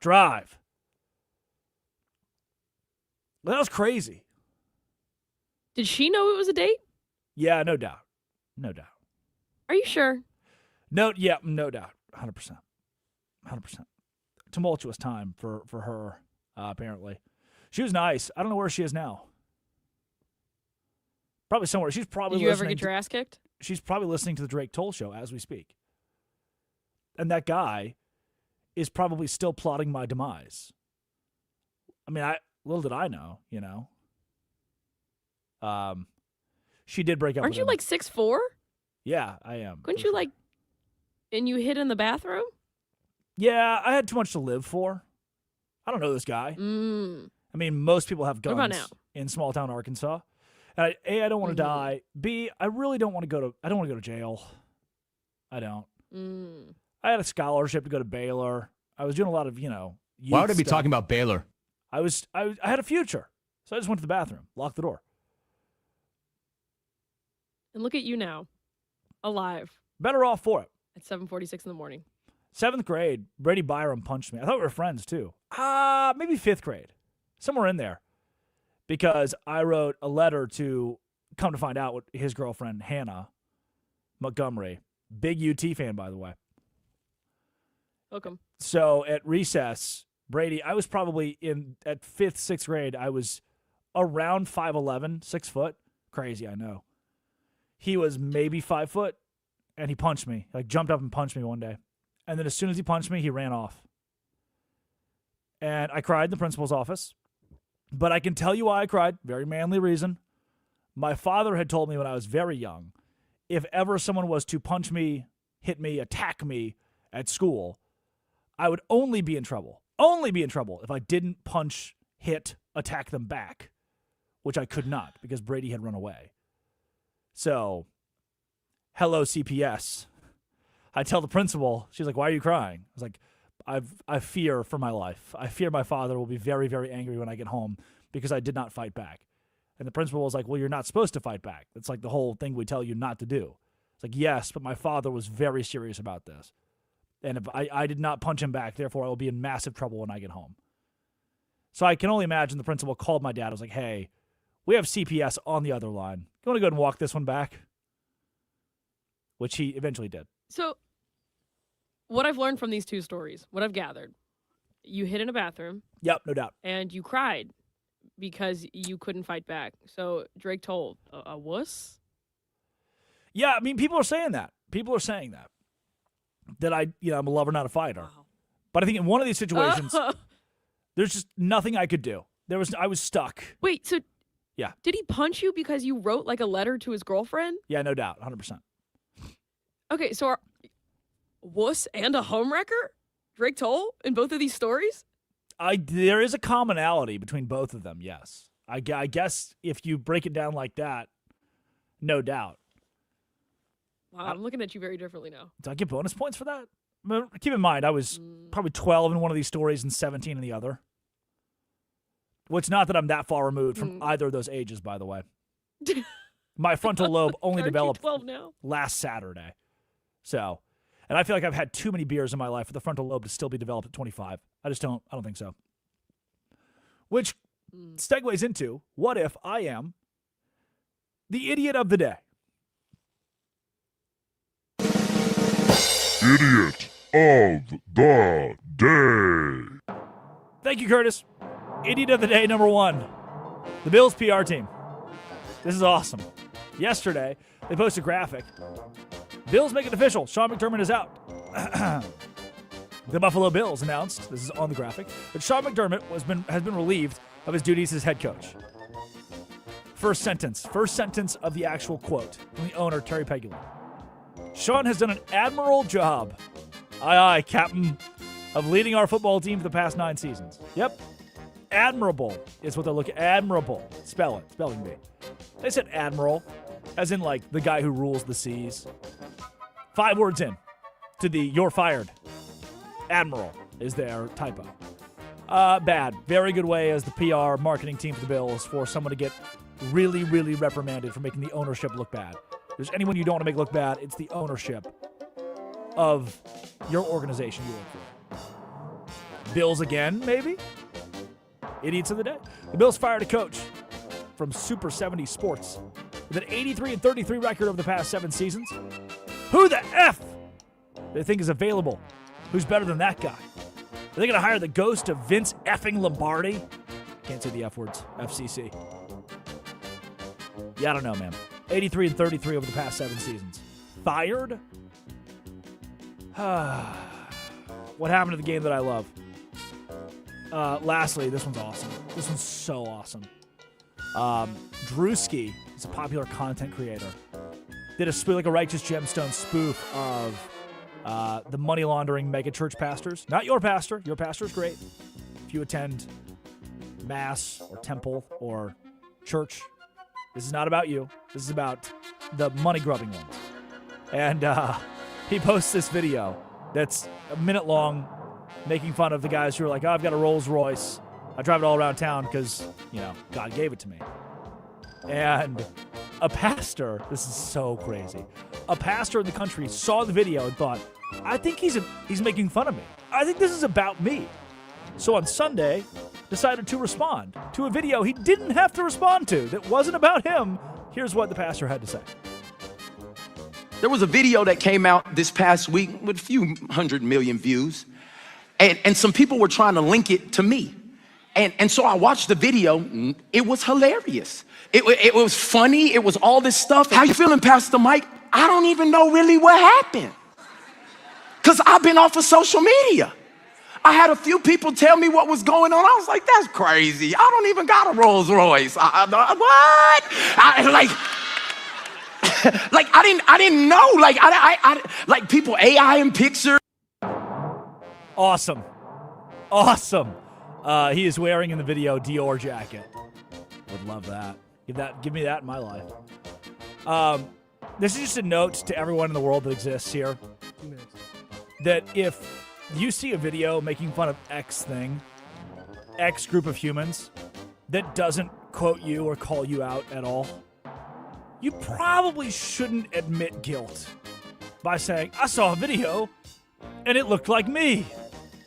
And it was a preacher who was floating through the sky with fireworks lowered onto the stage at the pulpit and discussing his Rolls Royce with the congregation. Just what an idiot. Don't do that. When it's not about you and it's a bad thing, scale of 1 to 10, 0% of the time you should make it about you and point the finger to yourself. Those are the idiots of the day, the Buffalo Bills, for so many reasons. And that pastor, Mike Todd? Is that his name? 30. Yeah. Yeah, we'll give it to Pastor Mike Todd. And me, I guess, for hiding in the bathroom of El Rancho and not chasing the guy down and beating him up. All right. When we come back, the rest of this show, we are loaded, top to bottom. People say that hyperbolically, but no. We are loaded, top to bottom, with some A-tier guests. 10. Like Jacob Goins from Indiana has the pulse of the city when he comes back, and Gene Battaglia talks Buffalo. All of it right here on Westwood One Sports and the Drake Toll Show. This is Well,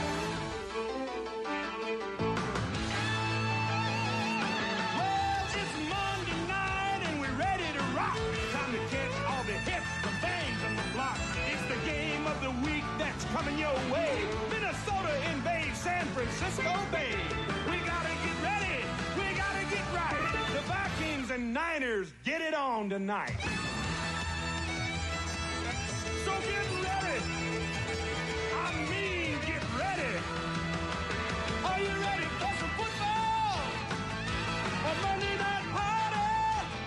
We got Frank and Al and Dan. They're gonna get it kick-started. Lynn and the crew's all set. The crowd is psyched. 'Cause all my rowdy friends are back for Monday night.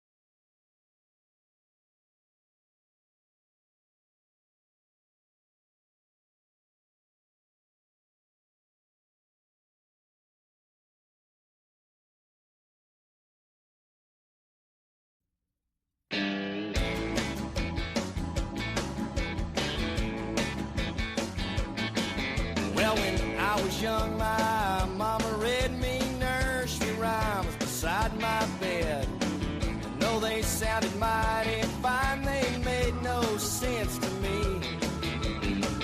Now that I am all grown up, it seems my nights have changed as such.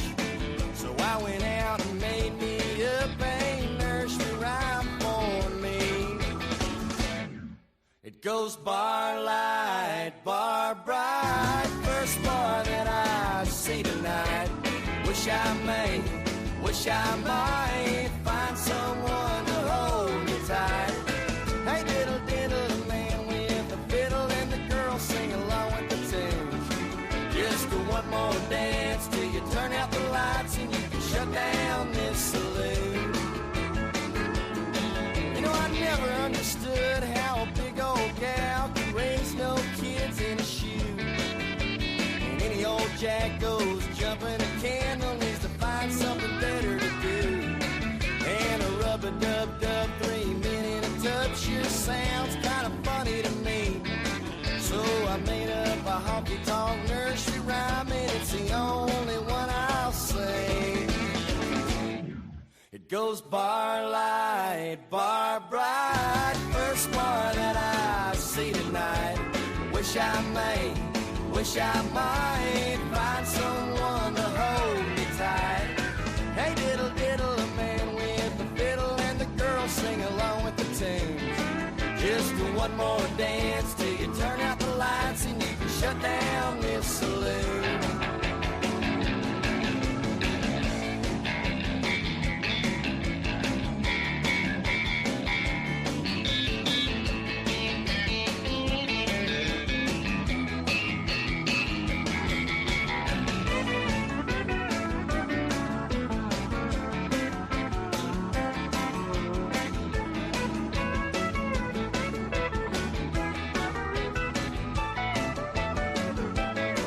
I said I never understood how a big old gal could raise no kids in his shoe. And any old jack goes jumping a candle needs to find something better to do. And a rub-a-dub-dub 3-minute tub sure sounds kind of funny to me. So I made up a honky-tonk nursery rhyme, and it's the only one I'll sing. It goes bar light, bar bright.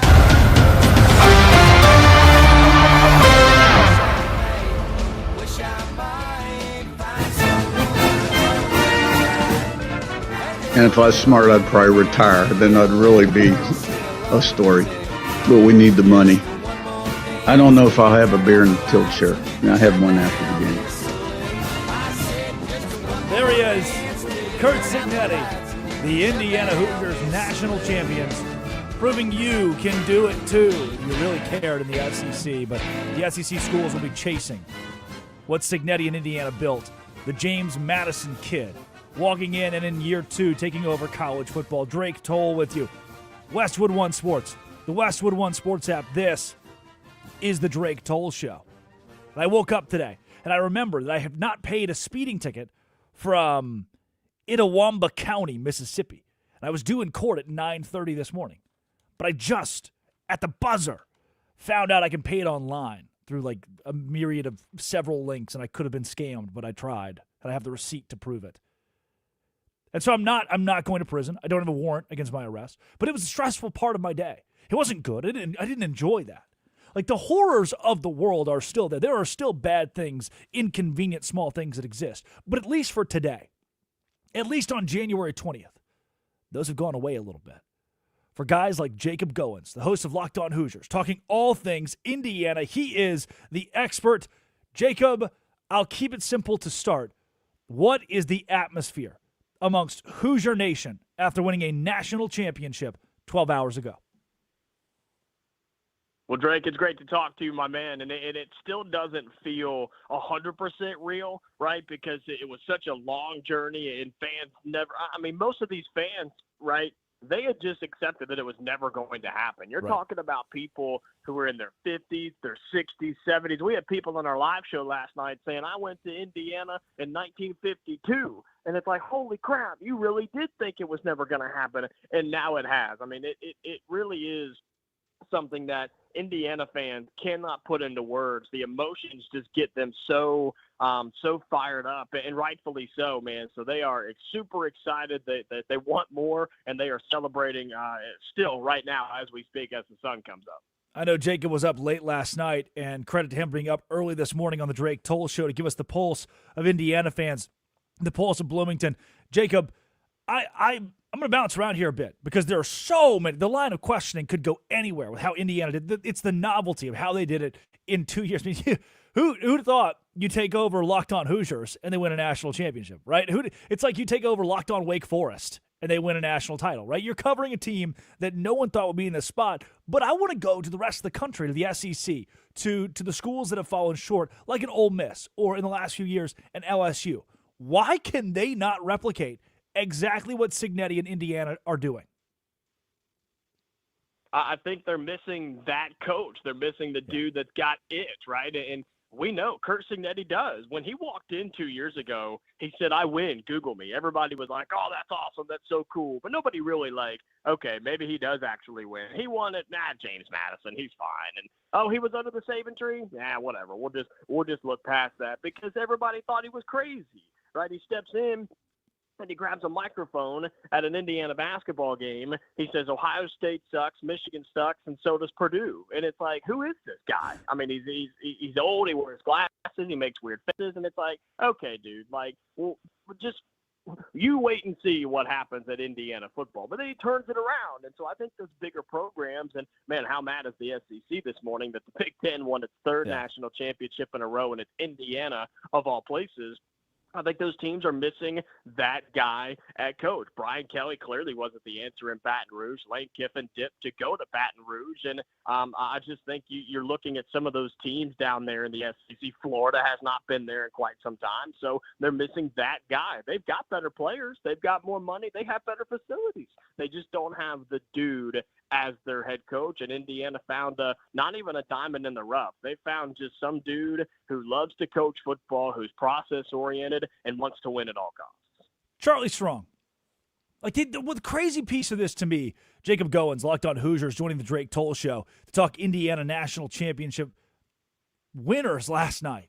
The crazy that Charlie Strong goes from mid-major coach to head coach at Texas, was a really strong coordinator, and he flops. Tom Herman, same thing, right? There are coaches who come from the mid-major ranks, and they don't work out. A lot of the times, they don't work out. Cignetti comes to the mid-major level and doesn't just win like Matt Campbell did, coming from, I think, Toledo to Iowa State. He wins a national championship. So now, are you seeing, for the SEC fans, for the guys in Birmingham who are listening, for the guys who are listening in Germantown, Tennessee, are you seeing an Alex Golesh at Auburn or John Sumrall at Florida being hired just to replicate what Cignetti has done moving into Indiana and bringing, effectively, some key roster pieces with him from James Madison? Maybe not on the forefront, Drake, but I think in the back of their minds, those athletic directors are hoping and praying, please let it be us. Please let it be this guy. Please let it work for us here in the SEC. And again, we talk so much about NIL and the transfer portal and all those things, but guess what? Everybody else gets to use those too, right? Everybody else has that at their disposal. In Indiana, they just bring in guys that they know are good, guys that they know will fit their system, whether it's offensively, defensively, special teams, or maybe you're just a locker room guy. Indiana doesn't get somebody that's not worth something to them. They don't just go get all these big 4 or 5 stars and hope that it works out. And I feel like that seems to be the strategy a lot of times down in the South. Indiana said, no, we like this guy. He plays good offensive line. He fits what we're trying to do, and we think we can make him better. Let's go get him. And that's what Indiana did for the last 2 years. And so I think those teams in the SEC or even some of those ACC teams, Big 12 teams, I think they all are kind of in that boat. It's like, man, that was kind of cool. Maybe it could work out for us. But I do think a two-year mark for some of those new head coaches around college football, man, that's not fair. That's not fair to set that on them and say, hey, Cignetti did it at Indiana. You better do it at Pitt. You better do it, like you said, in Auburn or Florida or wherever. Pete going at Ole Miss. I just don't think that's fair. No, absolutely, and it's not. But it seems like that's the way, especially in the SEC, some major programs, Big Ten, USC can be included in that. That's the way athletic directors work. That's the way these brokers who are feeding NIL work, is they'll point at Cignetti and say, okay, if he can do it, then how can – he's one of the have-nots. How can we at Oregon, the haves, win right away and win at a national championship level? It's only going to – what Cignetti is doing is only going to muck up how universities hire their coaches and what they expect from their coaches. On that note, Jacob, before we go into the game itself last night, for those who maybe did not catch the entire thing, had to be up early today, tell me the star system. You know, a guy's a 3-star player, guy's a 5-star player. Has Cignetti proven that at its core, that system is no longer as valuable in college football? I think so. I mean, how could you argue against it, right? Again, we know the stat at this point. Indiana, that Indiana team that won the national championship last night, that Indiana team that beat Oregon twice, they beat Ohio State, they beat Alabama, and then they beat Miami. They had 0 5-stars, 0. Yeah. And they had 6 or 7 4-stars, depending on what site that you looked at. But most of the playmakers were 3 stars and under. Most of those guys were transfers from G5 schools. And so, whether it be high school recruiting rankings or transfer portal recruiting rankings, I think Curt Cignetti, at least in a 1 to 2 year window, has proven you can kind of throw that to the wayside. Now, is this going to work for the next 5-10 years? I don't know. We're going to have to wait and see. I'm confident, but that's just a waiting game, right? But Indiana proved it can be done if you get the right players with the right coaching, and you have to shout out the coordinators too, man. Brian Taines and Mike Shanahan are 2 of the best that it gets. as coordinators in college football. They're being paid as such, and that's why Indiana's getting these guys and now putting them into the league. And then you look at what they're doing in the upcoming transfer portal class. They're starting to build and get some of those bigger name players and bigger star players. But yeah, in this 1 to 2 year window, he absolutely proved that you don't have to be a super 5-star high school freshman coming out that, the next Arch Manning. You can just be good at football. You can just be smart at football. You can just be a hard worker, and Indiana and a coach like Curt Cignetti can get you to the promised land. He is Jacob Goins of Locked On Hoosiers joining the Drake Toll Show, Westwood One Sports, the Westwood One Sports app, talking Indiana winning the national championship game. All right, let's go to the game last night. There are a couple different moments that I would point to. Let's get your take. What was the defining turning point where you knew Indiana is going to win this game? The block punt. Yep. It had to be the block punt. And funny enough, I put that out on our Locked On Hoosiers X page. I posted it because things were not going in Indiana's way, right? Things had really started to stall. The offense wasn't working all that well. You had to punt again, right? 3 and out after 3 and out after 3 and out. And you pin Miami deep. And I don't know. I'm not saying I called it or predicted it. I'm saying Indiana needed something right there. I said a turnover, block punt, and recovered for a touchdown is pretty darn close. And that was the moment that Indiana gave itself some breathing room. They made the play that they have made in basically every game this season. Most of the time it's been offensive. Sometimes it's been defensive. That's their second or third block punt for a touchdown this year. So it was that moment that I said, Indiana got the play. You gave them too much space. They are going to win this football game. Now, give credit to Miami. They made it interesting for 4 quarters, man. And that team is better than people thought, myself included. Carson Beck, I mean, you can laugh, you can cry, you could just kind of, shrug shoulders at the idea that the game ended on a pick from him, which is kind of, full circle, if you will. But that Miami team was nasty. And that defensive front owned Indiana's offensive line. But, yeah, it was the block punt for me, man. That was the moment where I said, Indiana's got this. They can hold on. They have a chance to win a national title. Yeah, Fernando Mendoza's best quality last night was his ability to keep from turning the ball over, his ability to hold on to the football. Carson Beck, Miami, their turnovers ultimately were the nail in the coffin. That's where Indiana was able to win this game, able to hold on and suffocate the Hurricanes, who were driving, and Curt Cignetti calls a timeout inside of a minute to go. Rattles Miami, gets them out of rhythm instantly. An interception seals it, and Indiana wins the game 27-21 over the Hurricanes. Drake Toll with you on the Drake Toll Show. Jacob Goins, Locked On Hoosiers. The pulse in Bloomington. Did anybody sleep last night? I know Curt Cignetti is drinking a beer probably right now. Has anybody slept? This fan base wasn't really a football fan base 3 years ago. How could you have been? They were the worst program maybe in the country, and now they're 65% in Miami Stadium, controlling the crowd. This is as upstart, jumpstart a fan base as I've seen. I think it says a lot about how loyal Indiana fans, especially basketball now transfer to football, are. Yeah, I mean, I don't think anybody has slept, whether they're in Bloomington, they were in Miami, or they're across the country. I mean, it's one of the largest alumni bases and fan bases in the country, but you just didn't know that people were Indiana football fans. And that's the thing, too. I've seen a lot of people try to claim, they're bandwagon fans. No, they were Indiana fans. They just didn't announce the fact that they were fans, like you said, of the worst team in college football with more losses than anybody in the history of our amazing sport. Do you really want to wear a T-shirt around that says I support Indiana football? No, it was embarrassing, to be honest. But now you go hire this guy, and people got excited. It was a different type of hire. You bring Curt Cignetti in. People were hopeful, but not overly hopeful. And then they got some of that. They got a glimpse of it last year, and it's like, oh man, okay, maybe this can work. Maybe this can be something for us here in Bloomington. And yeah, for a historic basketball school that has had not a lot of success on the hardwood in quite some time, for them to win a football national championship, I mean, it's remarkable to see. And the fan base deserved it. They really did. And the alumni deserved it. The administration deserved it. The athletic department deserved it. Everybody deserved what happened last night in Miami, and Hoosier fans are celebrating right now. He is Jacob Goins. Goins to Jacob on Twitter. You can find him there on every day on the Locked On Hoosiers podcast. Jacob, incredible stuff. Thank you for giving us the pulse of Indiana today. That was an honor to have you, again, 12 hours removed from your team, winning a national championship. Thanks for joining the show. Of course, brother. Anytime.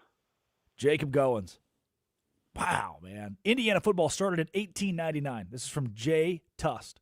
They now have 6 total postseason or bowl victories in program history.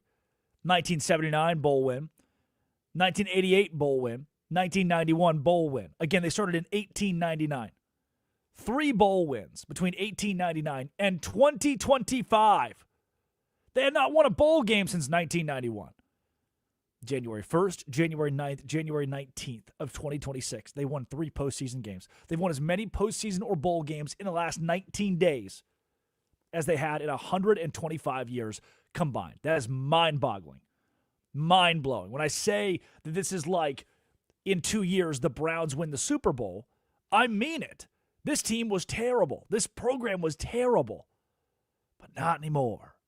Also, hats off to Jacob Goins. Man, what I love about this show is there are some inside analysts who don't get enough love, don't get enough exposure.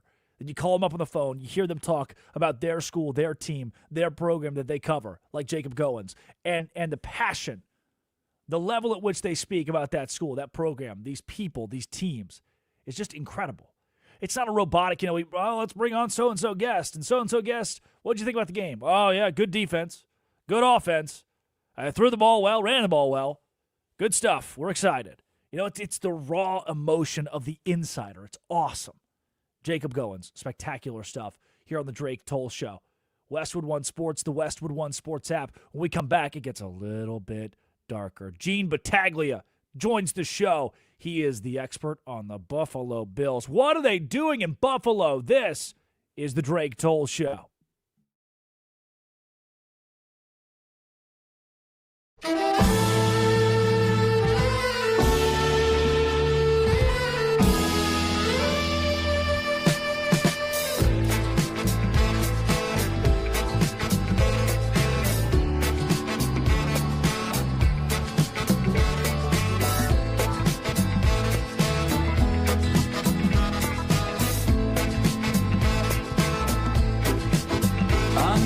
Bodies go on trial just for laughing at the joke, just for saying of the bargain what any sales girl already knows.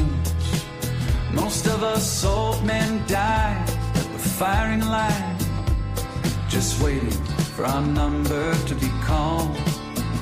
I guess time just makes fools of us all. Now the king gets his stepson when he's loaded as a gun. Says a real man is like a country. You need a map to find your one. Now I do you suppose you must approach the throne with its back up against the wall. I guess time just makes fools of us all.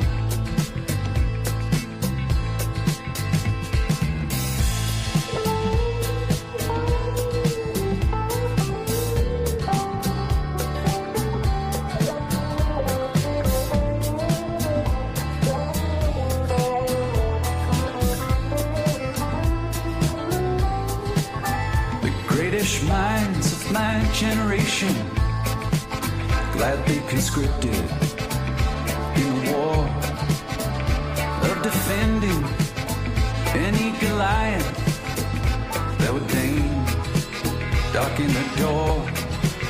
Now with your genius for picking battles, it's no wonder every helmet is too small. I guess time just makes fools of us all. I guess time just makes fools of us all. My drink is watered down. The champ is on his knees. He lost the rematch. He lost the comeback. He lost for charity, but that's the job. It's what gets the asses in the hall. They came for a beating, and he came to brawl.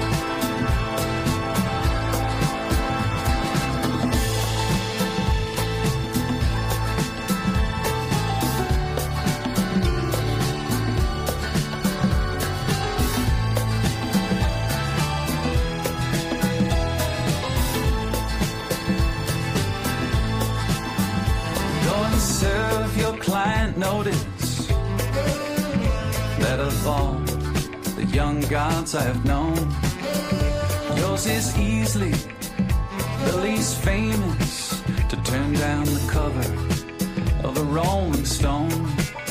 Lily white faces, so familiar and yet impossible to recall. I guess time just makes fools of us all. After a millennia of good times, God said, hey now, let's have a dream where we raise the stakes a little. Come on, let's make things interesting. Parachute into the Anthropocene. An amnesiac, a himbo Kendall. I guess time does make fools Rick, what noise of us all. What? What?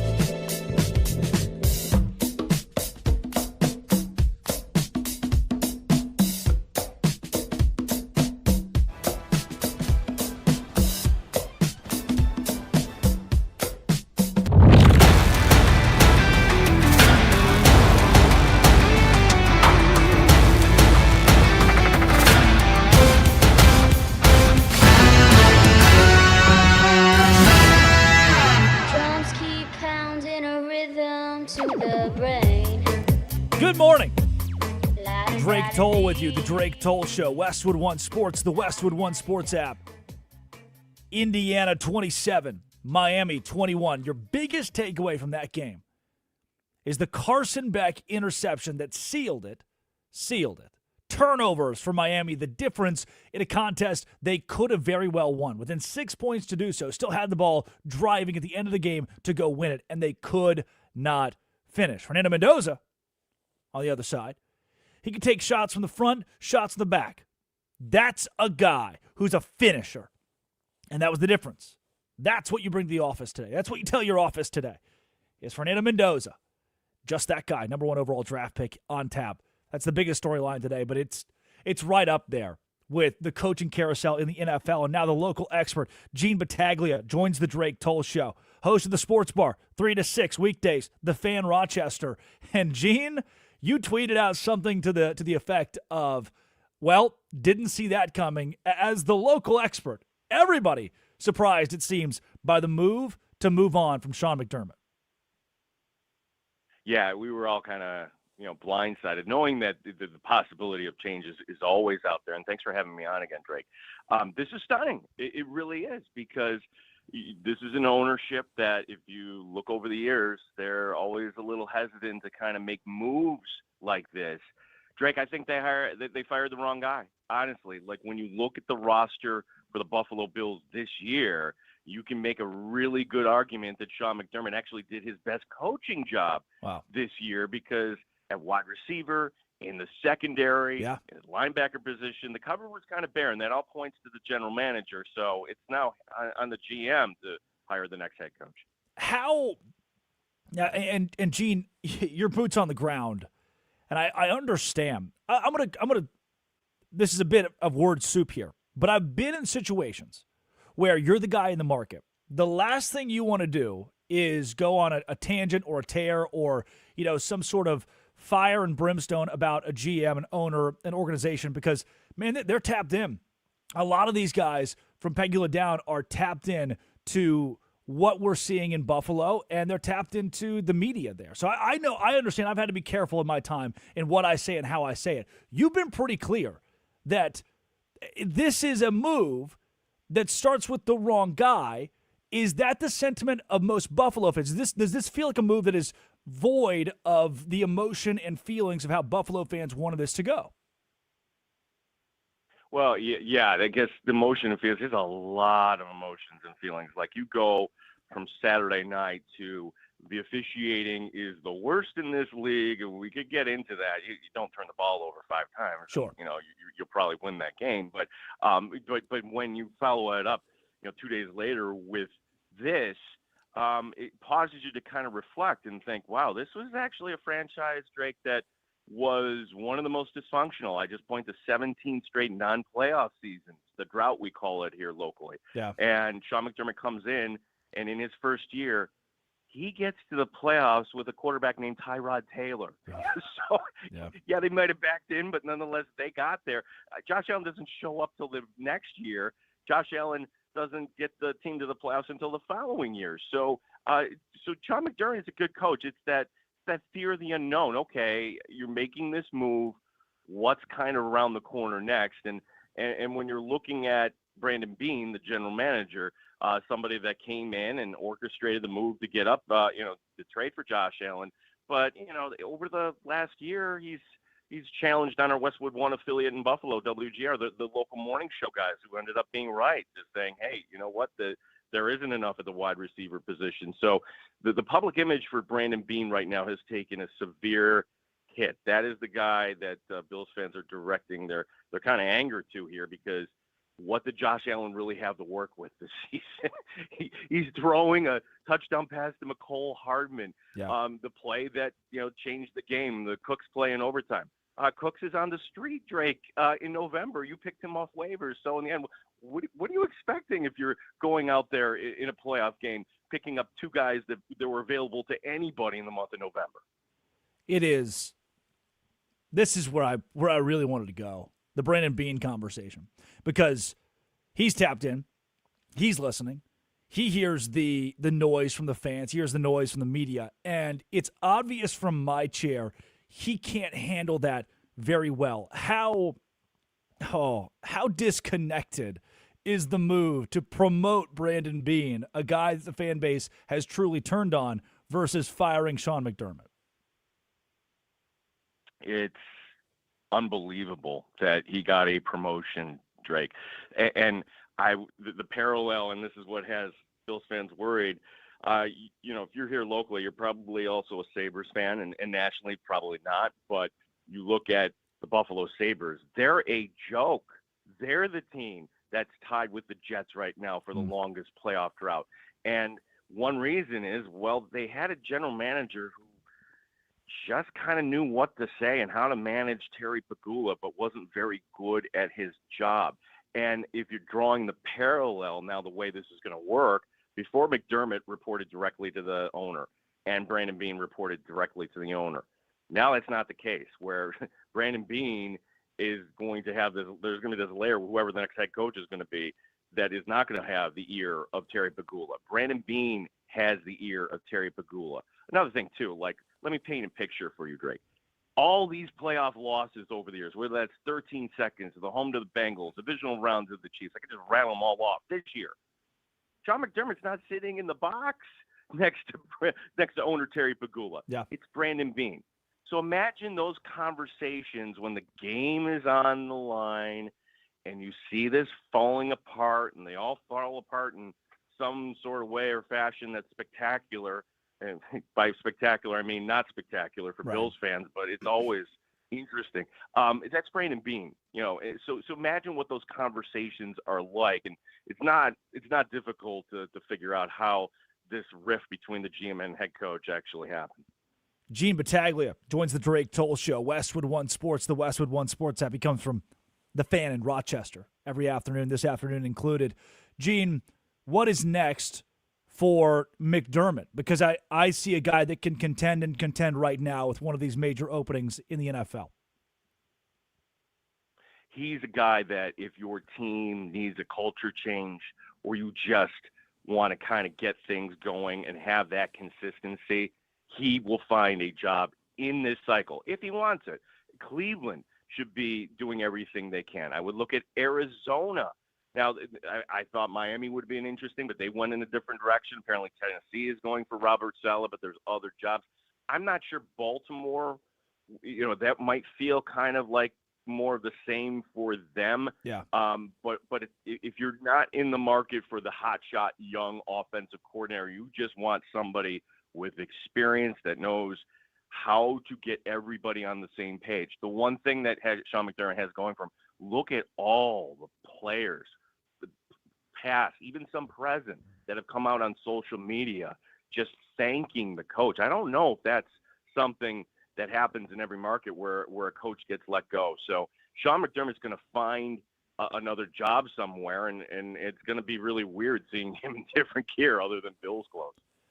Conversely, for Buffalo, is this the kind of move you make when there's another coach waiting in the wings or another option you go to, or are they starting over from scratch from what you know? That's the great question. Supposedly we're going to find out more tomorrow. But, Drake, I find it hard to believe that you would make this move without knowing, all right, this is our number one target. This is the person that we want. And so right now, I wish I had something to tell you saying this is the guy. Speculation is, all right, if they're going to go for the young hotshot coordinator, there's two names out there, Kubiak in Seattle or Davis Webb, who actually was Josh Allen's backup his first year, and now he's, climbing the ranks. He's with Denver. But, is there somebody else that has been there, that has won a Super Bowl, that when in the moment is there will guide this team through, where they don't have the yips when they're looking at a 5-foot putt, seemingly. So that's the debate going on right now. Do you want the next Ben Johnson? I don't know who that might be. Is it Kubiak? I don't know. Or do you want somebody that can come in like a Mike McCarthy and say, boys, I've been there. Let's get to a Super Bowl and win this thing. Gene, the odds-on favorite as of this morning from Las Vegas is Mike McDaniel. What would the reaction in Buffalo be if you went from McDermott to Mike McDaniel? That would be interesting. I wonder how would that play in the locker room? It's crazy. Like you have a coach that was loved. My view from the outside of Mike McDaniel is that he's somebody that really is good at calling plays. And in 2023, Tua was the leading passer in this league. Yeah. So he's somebody that certainly knows offense, but then you read the reports of guys showing up late to practice, and there's no accountability, and that's not what Sean McDermott's leaving behind here. So, if you're looking at this from an offensive coordinator standpoint, sure, but I don't know if he is the right fit here. So that's been a divisive topic too. When his name, frankly, I'm surprised that is the betting favorite That's right crazy. now. That's crazy. I think the Bills could. Yeah, it's crazy to think that. Yeah, No crazy. doubt. Absolutely crazy. Gene Battaglia, 3-6, The Fan in Rochester, New York. Before we get you out of here, Gene, I'm working backward a bit. Let's take you to the game on Saturday. Is there any amount of sleeping it off that can make the pain and sorrow and horror go away, or is the interception call, the PIs? I mean, is this going to live with Buffalo for the entire offseason? Yeah, I think it's one of those where you can say multiple things are true. The first truth is don't turn the ball over 5 times. End of the first half. The coaching staff has to remind Josh Allen, put him in a position. Hey, kneel down. We get the ball beginning the second half. Those are 3 points. So that is first and foremost. You can also be upset that you should expect more from a league, especially with legalized wagering being out there, that they didn't take a look at that. And I have heard people argue it both ways. It's like the argument from years ago with the dress. Is it gold? Is it blue? Is it a catch? Is it an interception? I don't know. But the fact that they didn't even pause to look at that, the fact that they didn't even have New York, and then the ref Carl Jeffers. All right, well, he's out there explaining it in a pool report, but really that's not his decision. It's the league. So there should be questions asked, and because it's not going to be the last time something like this happens. The idea that did they not look at it because the Seattle-San Francisco game was 20 minutes over, that they were delayed just waiting for the conclusion of that game. And the cynic in me says, yeah, that's probably a factor why they didn't look at it. But, what will get Bills fans over it? Right now here in Western New York this morning, the wind chill is negative, right? Negative Nice. 8 here in Rochester. Once we, yeah, right. He takes a different breed of liver. But once we get to spring and everything starts to feel better, and we'll get excited about the draft and everything. It's the cycle that repeats itself, not just here in Western New York, but for every team that doesn't win a Super Bowl. Well, surely the ghost of Vince Lombardi would be happy to come back, give at least a year or two, kind of the bridge guy, and give some hope back in Buffalo. Gene Battaglia, thanks so much for joining the Drake Toll Show. The Insider, a pleasure as always. Drake, I appreciate having me on. Have a great day. You too. Find him 3 to 6, the Fan in Rochester, talking Buffalo Bills, Sean McDermott, the future of that organization. They were our idiots of the day today in multiple ways. Very, very bad. I don't think they got the right guy in the middle of this. Being the GM who's been promoted to president, probably should have been the guy you let go, or at least evaluated. But instead, you went with Sean McDermott. And if Bean is listening, because he listens to talk radio, to sports radio, I don't hate you. I don't know you. But I know this. If you want positive public perception, and there's often truth in perception, if you want Buffalo Bills fans to look at you and say, I like that guy, he wants us to win, he has our best interest at heart, these kind of disconnected moves, these kind of moves that do not represent your fan base, that's going to get you there. There's a vague and only vague comparison here, because I do not believe that Sean McDermott is as good as the guy I'm about to name. There's that vague comparison to a Luka Doncic. It sounds kind of crazy, but listen to the parallels. In Dallas, he was a hero. Even when he came up short, he was a hero. It didn't matter. You didn't have to win the whole thing. They liked Luka. There was no, we're going to move on from Luka. It was, we'll figure this out with this guy at some point. We just need a better cast of characters by a player or two, and then we'll win a championship. Nico makes the trade, and it blows up in your face. This is a guy who, yeah, maybe he can't win the championship, hasn't won the championship, hasn't won the Super Bowl. But the fan base likes him. They're not blaming him for the 5 turnovers. They're not blaming him for the officiating crew not reviewing a very crucial call at the end of the game. But you fired him. And now a lot of the fan base is voicing that it just wasn't the right move. You fired the culture guy. How's that going to work out for you? Coming up, if you were asleep last night, you missed it. A classic. 27-21. Indiana wins the national championship. Let's take you through the best calls from the game. IU on top of the U right here on the Drake Toll Show.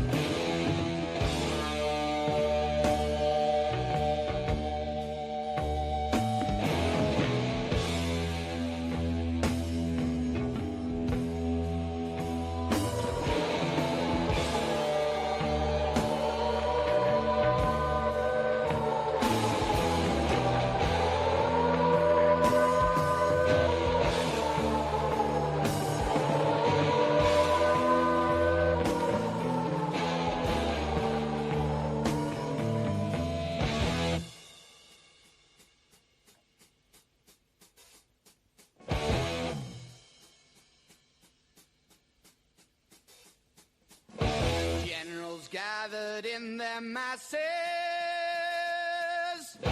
just like witches at black masses. Evil minds that plot destruction, sorcerer of death's construction. In the fields of bodies burning, as the war machine keeps turning, death and hatred to mankind, poisoning their brainwashed minds. Oh Lord, yeah.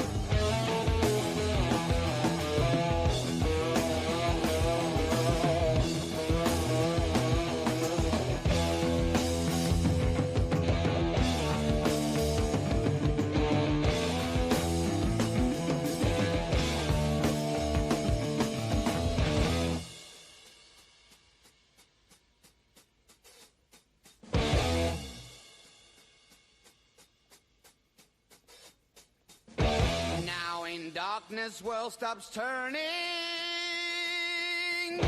ashes where the body's burning. No more war pigs have the power, and as God has struck the hour,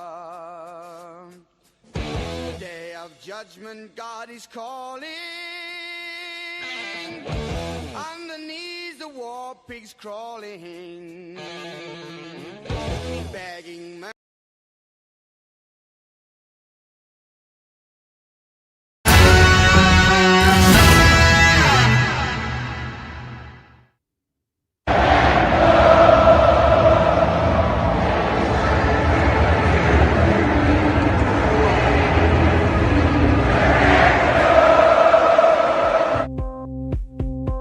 I got a sweet little baddie and she's rolling in the caddy with me. Fernando, I think I have that album from ABBA. I got a sweet little baddie. Because what's more insufferable than Drake Toll on the Drake Toll Show would be Drake Toll on the Drake Toll Show, who owns an album of ABBA. Sorry, my bad. Biggest story in sports right now. Will Cooper Flagg remain a contender despite injury for Rookie of the Year in the NBA? A lot of people are asking that. That's coming up tomorrow on the Drake Toll Show. For today, we'll cover Indiana beating Miami in the national championship game. Sean McDermott, no longer the head coach in Buffalo, and a billion different things happening in the coaching carousel, including a deposed Boston College head coach being hired. Boston College being hired as the Miami Dolphins head man. In the meantime, it's 10-0. Whoosh. That's the take you back in time sound. It's the third quarter. It's 10-0. Indiana leads Miami. They'd shut out the Hurricanes in the first half after the Canes missed a field goal going into the break. It's 10-0 until Mark Fletcher Jr. says otherwise. Stretch play for Fletcher, right side, turn to corner, here we go! He's at the 40, he's at the 30, he's at the 20, it's a drag race to the end zone! Mark Fletcher will take it all the way home for a Miami touchdown! 57 yards for Fletcher! There's an eruption of joy at Hard Rock Stadium! Crazy work from the color analyst there. Bye-bye. Bye-bye. Bye. 57-yard rushing touchdown from Mark Fletcher. 10-7 the new score. Indiana gets the ball, and Indiana stalls. Still the third quarter. Miami takes over. They have an opportunity to take their first lead of the game, only down 3. But instead, this is usually the moment where Indiana gets a pick six, where Indiana breaks the will of their opposing team. Remember the Texans game against the Steelers? That's kind of how it goes for Indiana. They're up by 3 or 4 maybe in the fourth quarter and blow it wide open. This is what it felt like, at least, watching the game yesterday. And it's what happened when a ball went for 6. Back to do the putting is Dylan Joyce. Back around his own 2 to take the snap. And it's back to him. And the punt is on. Oh, it's blocked! Oh, Indiana that's huge. blocks it. It is picked up. Touchdown, Indiana. Isaiah Jones. And Indiana comes up with a tremendous play. But Kyle Kamara got the block on the kick. Mikhail Kamara, Isaiah Jones, touchdown, IU, 17-7. The ball landed in the end zone. All you have to do is pick it up. You scoop, you score. It's a 10-point game. Now Mark Fletcher would score on a 3-yard rushing touchdown next, and Fernando Mendoza gets the ball back, needing to go put the game effectively, somewhat, kind of, on ice. He could do that with a touchdown on the drive leading 17-14, middle of the fourth quarter. But problem is, 4th and medium in Miami territory, he's going to have to do it himself, and he calls his own number. Mendoza ready to take the snap. He takes it. He looks. He throws the football. And He runs it. And he ties for the end zone. Does he get it in? Touchdown! Fernando Mendoza runs the football and scores. That is Don Fisher, Hoosier Sports Network. It's now 24-14. And Malachi Toney would score from 22 yards out, make it a 3-point game. Indiana kicks a field goal to go up 27-21. And the final drive, the Miami Hurricanes ends in a Carson Beck interception. Here is the sound on the pick from Don Fisher and the Hoosiers Sports Network. Here's the snap back. Beck looks, throws it down the field, and it is intercepted by Indiana. Wow, what a play! And it is Jamari Sharp who comes up with a pick, and he runs into the end zone. They're going to call a penalty. But Indiana intercepted the football, and it's not going to matter. 65% of the fans, that was the estimation, in Hard Rock Stadium, in Miami's home stadium, were wearing red for Indiana.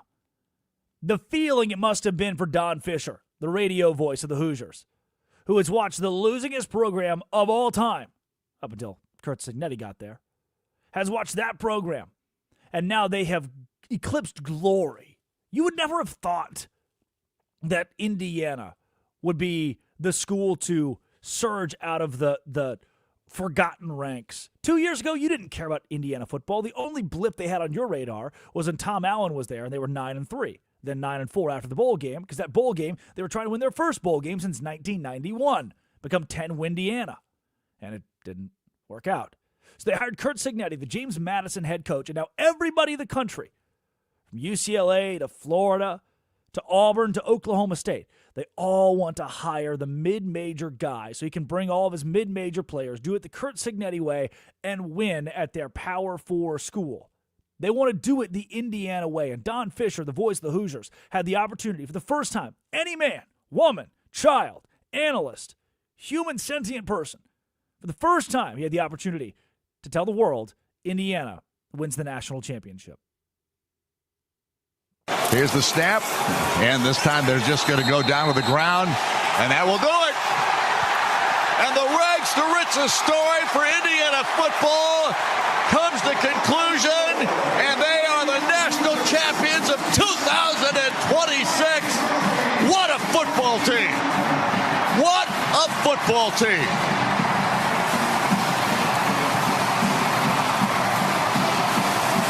And this crowd goes crazy here tonight. The confetti starts to fly.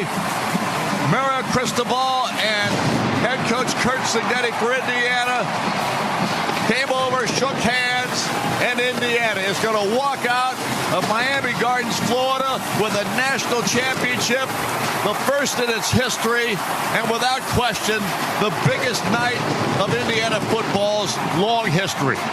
Don Fisher on the call. Joe Zagacki called it for Miami last night. And Fisher will get a ring. You know that? Radio guys get rings when their teams win championships. It's awesome. And I am happy to compare 2025-26 Indiana to 2019 LSU. Joe Burrow, what that football team was. Yeah, man, 2019 LSU, they had way more pro talent. But if we're talking best college football team, single year, single game college football team, Burrow and company trailed by double digits multiple times. They trailed by double digits in the championship game against Clemson. This was not an issue for Indiana. Trailing was not an issue for Indiana. They would impose their will until you were destroyed, until you gave up, until you threw a dying duck pass, hey Carson Beck, and it was intercepted to end the game. Miami, done. Indiana, glory. And they will be right up there. The first 16-0 team since the 1800s. They will be right up there in the conversation for greatest college football team of all. Well, they didn't have enough draft pick. Well, they didn't have enough 4 and 5 stars. I watched it. I watched greatness. The Hoosiers get it done. And now it's time for Dead or Alive. Happy Tuesday, everybody. We've got Addie Bates, producer of the Drake Toll Show from Washington, D.C. Curtis Poindexter runs the board in California. Who's dead? Who's alive? Curtis, you ready? Always ready. I don't know what you're talking about. Okay, great. Addie, are you ready? Oh, yeah, of course. Dead or alive? You're going down, Curtis. George Burns from the George Burns and Gracie Allen Show. Addie? Never heard of him, so we're gonna kill him off. He's dead. Oh. Curtis? I was gonna say dead too, yeah. He would be a record-breaking 120 years old today. He actually is Curtis, not. can you have an original thought? Hold on. 100. Never. What's this math? Oh, 1896. Is that 130 years old? Wow. Dang. If you're born in 1996, you're 30? Yeah, he'd been 130 years old. He is dead. No doubt. Curtis, Buzz Aldrin, dead or alive? Oh, he's alive, I think, still. Wow. Pretty sure. Buzz Yeah, Aldrin, real alive. like the first ever astronaut. Yep. Okay, he says alive. Addie? He's alive. He's in his car listening today. 96 years old. Happy birthday, Buzz Aldrin.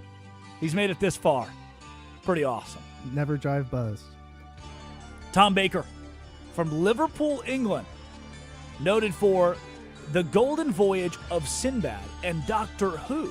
Addie? He's alive. Oh, Curtis? Put him in a coffin. He's dead. Oh, Kurt! The Baker estate's going to sue your ass. 92 years old today. He's alive. It's his birthday. Curtis. It's his birthday. All right. Come on, Addie. You got this one. David Lynch from The Elephant Man 2 minutes. and Twin Peaks. Oh my gosh. That's going to make me cry. Twin Peaks is my favorite show ever. He died last year of emphysema. I don't know, Curtis. Did he die of emphysema? I'm going to say he miraculously recovered a week later. Oh, he did not. But I appreciate the kind sentiment, Curtis. I'm sure his family will as well. David Lynch has sadly passed. He passed on January 16th of 2025, a couple days short of his birthday, January 20th. Curtis, pop singer whose hits include Get Out of My Dreams, Get Into My Car, Billy Ocean. We'll say alive. Oh, Addie? For being queen, he's alive. He is from Trinidad. Billy Ocean is alive. 76 years old today for Billy Ocean. Slim Whitman, last one. Slim Whitman. He has hit songs More Than Yesterday and Rosemary. Addie? Are those hit songs? Yeah, they're we'll hits. say, you know what? He's dead. I'm All right. killing him. Curtis? He's dead.